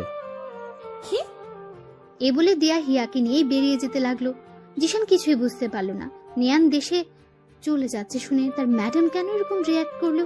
দিয়া নিজের গাড়িতে উঠে ড্রাইভারকে বলল, তাড়াতাড়ি এয়ারপোর্টে চলেন। দিয়াকে কান্না করতে দেখে হিয়া জিজ্ঞেস করলো, আম্মু তুমি কান্না করছো কেন? আর আঙ্কেল কই গেছে? কোথাও যাই নাই মা, আমরা এক্ষুনি খুঁজে বের করব। বলেই হিয়াকে জড়িয়ে ধরে কান্না করতে লাগলো দিয়া। ড্রাইভারকে বলল, আর একটু জোরে চালান না।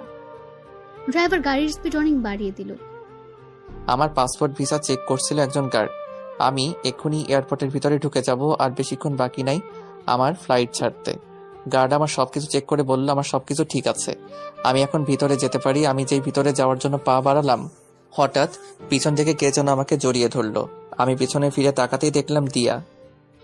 দিয়া, তুমি এখানে? একাই চলে যাচ্ছ? তোমার বউকে আর তোমার মেয়েকে নিয়ে যাবে না একসাথে করে? আমার মেয়ে মানে? হিয়া তোমার মেয়ে। সেদিন তুমি যখন আমাকে পিলটা দিয়েছিলে সেদিন আমি খাইনি, ফেলে দিয়েছিলাম। দিয়ার কথা শুনে খুশিতে আমার কান্না চলে আসলো। আমি দিয়ার দুই গালে হাত দিয়ে চোখের পানি ফেলতে ফেলতে বললাম, হিয়া আমার মেয়ে, আমার মেয়ে। এই বলে আমি দিয়াকে জড়িয়ে ধরলাম। দিয়াও কান্না করছে। তারপর আমার থেকে নিজেকে ছাড়িয়ে বলল, এই ছাড়ো ছাড়ো, কি করছো? সবাই দেখছে। আমার বউকে আমি জড়িয়ে ধরেছি, তাতে কার কি? তাই বলে মানুষ কি ফ্রিতে সিনেমা দেখাবে? বলে বাবালে, আমার পিচ্চিটা দেখে অনেক পাকনা হয়ে গেছে। এই ছাড়ো, আমি কি এখন আর পিচ্ছি রয়ে গেছি নাকি? আমি তো এখন অনেক বড় হয়ে গেছি। তুমি যতই বড় হও না কেন, আমার কাছে সে আগের পিচ্ছি হয়ে থাকবে, আমার পিচ্ছি বউ। এখন আসছে প্রেম দেখাতে, তখন তো আমাকে কত কষ্ট দিয়েছিলে। হ্যাঁ দিয়েছিলাম, তাই তো তোমার চেয়ে দ্বিগুণ কষ্ট আমি এই 5টা বছরে পেলাম। আর আমি কি কম কষ্ট পাইছি এই 5 বছরে? জানো, প্রত্যেক দিন তোমার কথা মনে পড়তো, তোমাকে অনেক মিস করতাম, তাই প্রত্যেক দিন তোমাকে ফোন দিতাম শুধুমাত্র তোমার মুখ থেকে একটা শব্দ শোনার জন্য। শব্দ না শুনতে পারলেও তোমার নিঃশ্বাসের আওয়াজ শুনলেই আমার মন শান্ত হতো। কি ওই অপরিচিত নাম্বারটা তুমি ছিলে? হুম। আমার মেয়েটা কই গো? গাড়িতে আছে, চলো। গাড়ির ভিতরে ঢুকতেই হিয়া আমাকে দেখে আঙ্কেল আঙ্কেল বলে জড়িয়ে ধরলো। আমি বললাম, আঙ্কেল না মামুনি আব্বু বলো। আব্বু কেন? এখন থেকে আব্বুই বলবে। আমি হিয়াকে আমার কোলে নিয়ে ওর চোখে মুখে অনেকগুলো চুমু দিলাম। দিয়া আমাদের বাবা মেয়ের মিলন দেখে হাসতে লাগলো। আমি হিয়াকে বললাম, চলো আম্মু, আমরা এখন বাংলাদেশে যাব। বলে আমি হিয়াকে কোলে নিয়ে গাড়ি থেকে নেমে দিয়ার হাত ধরে টানতে লাগলাম। দিয়া বলল, এই এই কোথায় যাচ্ছ? কেন, দেশে যাবা না? পাসপোর্ট টিকিট ছাড়া কিভাবে যাব আমরা? ও, আমি তো ভুলে গেছিলাম। তো এখন আমরা কই যাব? আমি যে বাড়িতে আমার জীবনের 5টা বছর কাটিয়েছি সেই বাড়িতে। ওদের থেকেও তো বিদায় নিতে হবে। ওদের কাছে যে আমি ঋণী, ওরা আমাকে যে নতুন জীবন দিয়েছিল। তারপর আমরা আরিয়ান চৌধুরীর বাড়িতে চলে আসি। আরিয়ান চৌধুরী ও তার মা আমাকে দেখে আমার দিকে অবাক চোখে তাকিয়ে আছেন। আরিয়ান চৌধুরী আমাকে প্রশ্ন করলো, আপনি এখানে? হয়তো আমাকে আগে ফুটেতে দেখেছে, তাই প্রথম দেখাতেই চিনে ফেললো। তারপর দিয়া ওদের সবকিছু বুঝিয়ে বলল। আরিয়ান চৌধুরী দিয়ার কথা শুনে মুখটা মলিন করে কিছুক্ষণ দাঁড়িয়ে রইল। তারপর আমাদের বলল, আচ্ছা, তাহলে আজ না হয় তোমরা এখানে থাকো, এর ভিতরে আমি দিয়া আর হিয়ার পাসপোর্ট টিকিটের ব্যবস্থা করে ফেলছি। এই বলে আরিয়ান চৌধুরী আর সেখানে দাঁড়ালো না, চলে গেল বাইরে। আরিয়ানের আম্মুর মুখের দিকে তাকিয়ে দেখলাম ওনার চোখে পানি। হয়তো দিয়া আর হিয়ার চলে যাওয়ার কথা শুনে অনেক কষ্ট পেয়েছেন। উনি অনেক কষ্ট করে বললেন, দিয়া, তোর স্বামীকে নিয়ে রুমে গিয়ে ফ্রেশ হয়ে আয় মা, আমি তোদের জন্য খাবার রেডি করছি।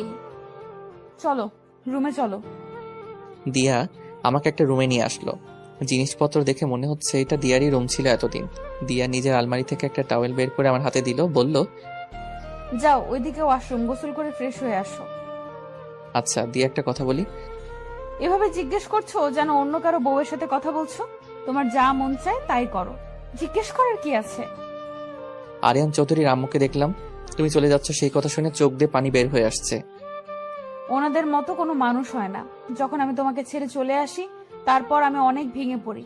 প্রত্যেকটা দিন তোমার জন্য কান্না করতাম, ঠিক মতো খাওয়া দাওয়া করতাম না। তারপর উনি আমাকে নতুন করে বাঁচতে শিখিয়েছিলেন। আমাকে প্রত্যেকটা দিন নিজের হাতে খাইয়ে দিতেন। আমাকে যেভাবে উনি আদর করতেন সেভাবে হয়তো উনি নিজের মেয়েকেও আদর করেন নাই। আমি আমার এক মাকে ফেলে আসলে কি হবে, এখানে এসে আরেক মা পেলাম। বলেই দিয়া কান্না করতে লাগলো। আমি দিয়ার মাথা আমার বুকে ঠেকিয়ে সান্ত্বনা দিতে লাগলাম। হঠাৎ হিয়া রুমে এসে আমাদের দেখে বলল, তোমরা কি করছো? তোমার আম্মুকে আদর করছিলাম মামুনি। না, তুমি আম্মুকে আদর করবে না। কেন? তুমি শুধু আমাকে আদর করবে, আর কাউকে না। দেখেছো তোমার মেয়ে কি হিংসুক? এখন থেকে আমাকে তোমার থেকে কত দূরে ঠেলে দিচ্ছে। আমি দিয়ার কথা শুনে হাসতে লাগলাম। এভাবে দিয়া আর হিয়ার সাথে খুনসুরিতে কেটে গেল সারাটা দিন। রাতে খাবার খেয়ে রুমে আসলাম ঘুমাতে। এখানে দিয়ার আজকে লাস্ট রাত, কালকে আমরা চলে যাব দেশে। হিয়া অনেক আগে ঘুমিয়ে গেছে। এই এই, তুমি আমার দিকে এইভাবে আগাচ্ছ কেন? আমার পিচ্চি বউটাকে একটু আদর করব। এই না না, সরো, আমি কিন্তু চিল্লাবো। চিল্লাও, কেউ আসবে না। তুমি চিল্লালে আজ কেউ আসবে না, উল্টা ওরা আরো অন্য কিছু ভাববে। প্লিজ সরে যাও। আমি তোমার সাথে সবকিছু নতুন করে শুরু করতে চাই। আমরা আবার নতুন করে বিয়ে করব, আবার নতুন করে বাসর করব। প্লিজ আজ না, প্লিজ আজ একটু শান্তিতে ঘুমিয়ে পড়ো। শিয়ালের সামনে মোরগ রেখে বলছে শান্তিতে ঘুমাতে। বলে আমি অন্যদিকে মুখ করে বসে রইলাম। আমার কথা শুনে দিয়া হাসতে লাগলো। তুমি এত দুষ্টু কেন? বলে দিয়া আমার কাঁধে হাত রেখে পেছন থেকে আমাকে 2 হাত দিয়ে জড়িয়ে ধরলো। আচ্ছা, একটা কাজ করতে পারো। কি? আমাকে একটা কিস করতে পারো, কিন্তু কিস করার পর অন্য কিছু করার ধান্দা কইরো না কিন্তু। লাগবে না আমার কিস। তোমার না লাগলেও আমার লাগবে। বলে আমাকে ধাক্কা দিয়ে বিছানাতে ফেলে আমার উপরে উঠে এসে আমার ঠোঁটে ঠোঁট মিশিয়ে দিল। অনেকক্ষণ পর আমার ঠোঁট ছাড়লো। আমি অনেক জোরে জোরে শ্বাস নিতে লাগলাম। দিয়াও আমার মতো হাঁপাতে লাগলো। আমি বললাম, ও মাই গড, আরেকটু হলে তো আমি মরেই যেতাম। রাক্ষসী একটা। আমার ঠোঁট কি খাওয়ার জিনিস নাকি যেভাবে চুমু খেতে হবে? ইস, আবার ঠোঁটে কামড়ও দিছে, রাক্ষসী একটা। কি বললে? আমি রাক্ষসী? আর দেখি কোথায় লেগেছে।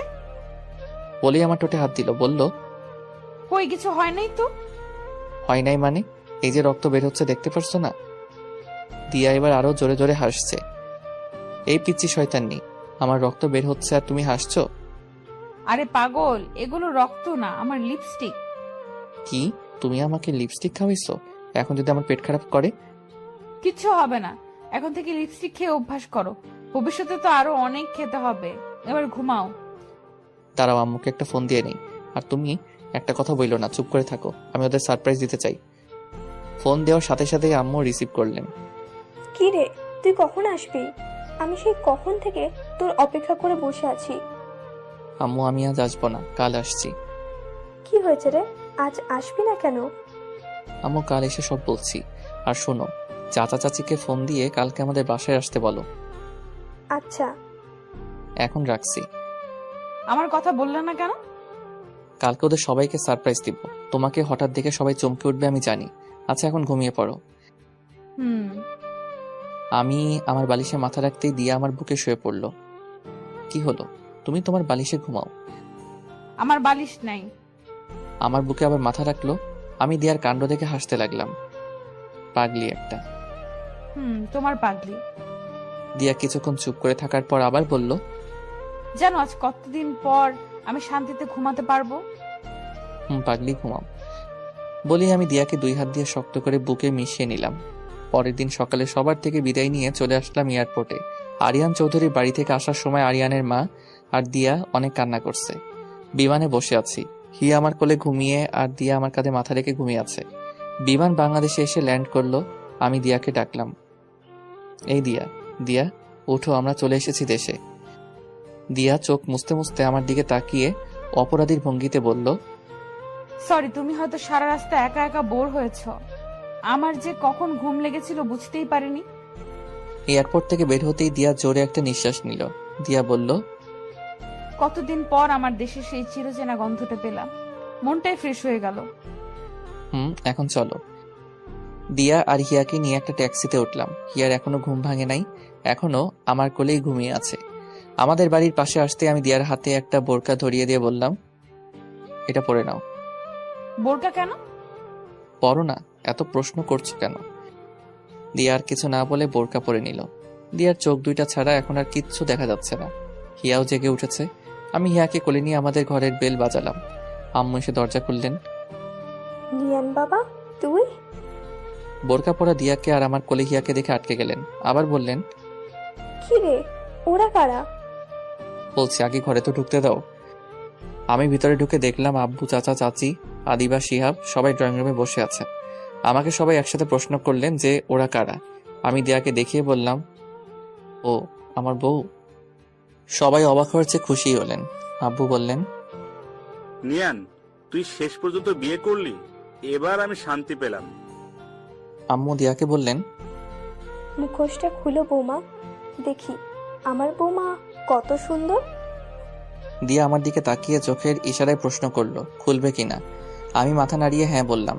দিয়া নেকআপটার পিছনে হাত দিয়ে ফিতাটা খুললো। খুলে আস্তে আস্তে মুখ থেকে নেকআপটা সরালো। নেকআপটা মুখ থেকে সরাইতেই সবাই চোখ বড় বড় করে দিয়ার দিকে তাকিয়ে আছে। দিয়াকে চিনতে ওদের কিছুটা কষ্ট হচ্ছে, কারণ এই 5 বছরে দিয়া অনেক পাল্টে গেছে। সবার চিনতে কষ্ট হলেও চাচা ঠিকই চিনে নিলেন। মুখ দিয়ে একটা শব্দ করলেন, দিয়া মা। চাচা দাঁড়াতে পারলেন না, সোফাতে বসে পড়লেন। চাচার মুখে দিয়া ডাক শুনে এবার সবাই চিনে গেল। চাচি দৌড়ে এসে দিয়াকে জড়িয়ে ধরে হাউমাউ করে দুজনেই কান্না করতে লাগলো। চাচা এখনো সোফাতে বসে আছেন আর চোখ দিয়ে অনর্গল পানি ফেলছেন। এবার দিয়া চাচিকে ছেড়ে ওর আব্বুর দিকে এগিয়ে যেতে লাগলো। চাচার পাশে গিয়ে ধপাস করে বসে পড়লো চাচার পায়ের কাছে। চাচা দিয়ার থেকে মুখ ফিরিয়ে বসে আছেন। দিয়া এবার চাচার পা জড়িয়ে হাউমাউ করে কান্না করতে লাগলো আর বলতে লাগলো, আমাকে মাফ করে দাও বাবা, আমাকে তুমি মাফ করে দাও। চাচার পায়ে মাথা ঠেকিয়ে কান্না করছে। দিয়ার কান্না দেখে আমিও নিজেকে ধরে রাখতে পারলাম না। চোখ দিয়ে কয়েক ফোঁটা পানি গড়িয়ে পড়ল। আশেপাশে সবাই দিয়ার কান্না দেখে কান্না করছে। এবার চাচা নিজেকে ধরে রাখতে পারলেন না। দিয়াকে নিজের পা থেকে তুলে জড়িয়ে ধরে হাউমাউ করে কান্না করতে লাগলেন। কিছুক্ষণ কান্না করার পর দিয়াকে ছেড়ে ওর কপালে একটা চুমু খেলেন। এতক্ষণ দিয়াকে পেয়ে হিয়াকে কেউ খেয়াল করেনি। হিয়া আমার কোলে আছে। আম্মু বললেন, ও কে রে? আম্মু আমাদের মেয়ে। কি বললি? ও আমাদের দিদি ভাই? আম্মু। আম্মু হিয়াকে আমার কোল থেকে নিতে চাইলেন, কিন্তু হিয়া গেল না। আমি হিয়াকে বললাম, যাও মামনি, উনি তোমার দাদি। আমার কথা শুনে এবার হিয়া আম্মুর কোলে গেল। আম্মু হিয়ার চোখে মুখে অনেকগুলো চুমু খেলেন। হিয়াকে নিয়ে সবাই কাড়াকাড়ি করতে লাগলো। একজনের কোল থেকে আরেকজন নিচ্ছে, সবাই অনেক খুশি। আমি ওদের দেখে হাসতে লাগলাম। এবারে কতদিন পর এরকম হাসি খুশি দেখতে লাগলো। আমি দিয়ার পাশে গিয়ে ওরে কানে কানে বললাম, আমার সেদিনের ভুলের জন্য সবাই কত খুশি, কিন্তু আফসোস সেদিনের ঘটনা আমার কিচ্ছু মনে নেই। তখন আমি কিছুই ফিল করতে পারি নাই। সমস্যা নাই, সেদিন ফিল করতে পারি নাই তো কি হয়েছে, আজ আবার সবকিছু নতুন করে ফিল করে নিব। এই সরো, তোমার কি লজ্জা শরম নাই? সবাই আছে তো। আরে আমি কি সবাইকে শুনিয়ে বললাম নাকি? আমি তো তোমার কানে কানেই বললাম। রাতে কাজে এনে নতুন করে আবার আমাদের বিয়ে হলো। আজ আবার বাসর ঘর সাজানো হলো। এই নিয়ে 3টা বাসর হবে আমাদের, কিন্তু ওই 2টা ছিল অপূর্ণ বাসরাত। আজ হবে আমাদের আসল বাসরাত। দিয়ে আগে থেকে বাসর ঘরে গিয়ে বসে আছে। আমি হিয়াকে খুঁজতে লাগলাম। আম্মুকে জিজ্ঞেস করতেই বললেন আদিবার রুমে আছে। আমি আদিবার রুমে এসে বললাম, ওই আদিবা, হিয়া কই? এই যে ও ঘুমিয়ে আছে। আচ্ছা দে, আমি ওকে নিয়ে যাই। আরে ভাইয়া না না, ও আমার কাছেই থাকো। তুমি যাও, গিয়ে তোমার কাজ করো। আমি আবার এখন কি কাজ করব? কেন ভাইয়া, আজ না তোমার বাসর রাত? বাসর রাতে মানুষ কি কাজ করে? ওই বড়ি, এত পাকনা পাকনা কথা বলছিস কেন? হিয়ার দিকে খেয়াল রাখিস। তোমাকে বলতে হবে না, তুমি তোমার কাজে যাও। আমি আদিবার মাথায় একটা থাপ্পড় দিয়ে বেরিয়ে গেলাম। আমার রুমের দরজার পাশে এসে দাঁড়িয়ে আছি। ভিতরে ঢুকতে কেন জানি আমার ভয় করছে। বুকে 3বার থুতু দিয়ে রুমে ঢুকেই গেলাম, কিন্তু দিয়া কই গেল? ভাবলাম বাথরুমে হয়তো গেছে, কিন্তু বাথরুমের পাশে গিয়ে দেখি দরজা খোলা, ভিতরে কেউ নাই। আমি এবার দিয়াকে ডাকতে লাগলাম, এই দিয়া, দিয়া, এই বউ, এই পিচ্ছি বউ, এই পিচ্ছি শয়তানি, কই গেলা? হঠাৎ দিয়া বেলকনি থেকে দৌড়ে বেরিয়ে আসলো, এসে আমার সামনে দাঁড়ালো। আমি বললাম, তুমি বেলকনিতে ছিলে? এতক্ষণ ধরে ডাকলাম, শুনলেন না কেন? তোমার মুখে পিচ্ছি শয়তানের ডাকটা শুনতে চেয়েছিলাম, তাই চুপ করেছিলাম। ওরে আমার পিচ্ছি শয়তানি রে বলে দিয়াকে পাজাগোলা করে কোলে নিলাম। আমি বললাম, ওরে বাবারে, তুমি এত ভারী হয়েছো কি করে? দিয়াকে কোলে নিয়ে বিছানাতে নামিয়ে হাত নাড়াতে নাড়াতে বললাম, আমার হাত 2টা গেল। এত মোটু কেন তুমি? উফ। কি বললা? আমি মোটু? তুমি মোটু, তোমার বাপ মোটু, তোমার 14 গোষ্ঠী মোটু। তুমিও তো আমার 14 গোষ্ঠীর মধ্যে একজন। সরো এখান থেকে, তোমার সাথে আমার কথা নাই।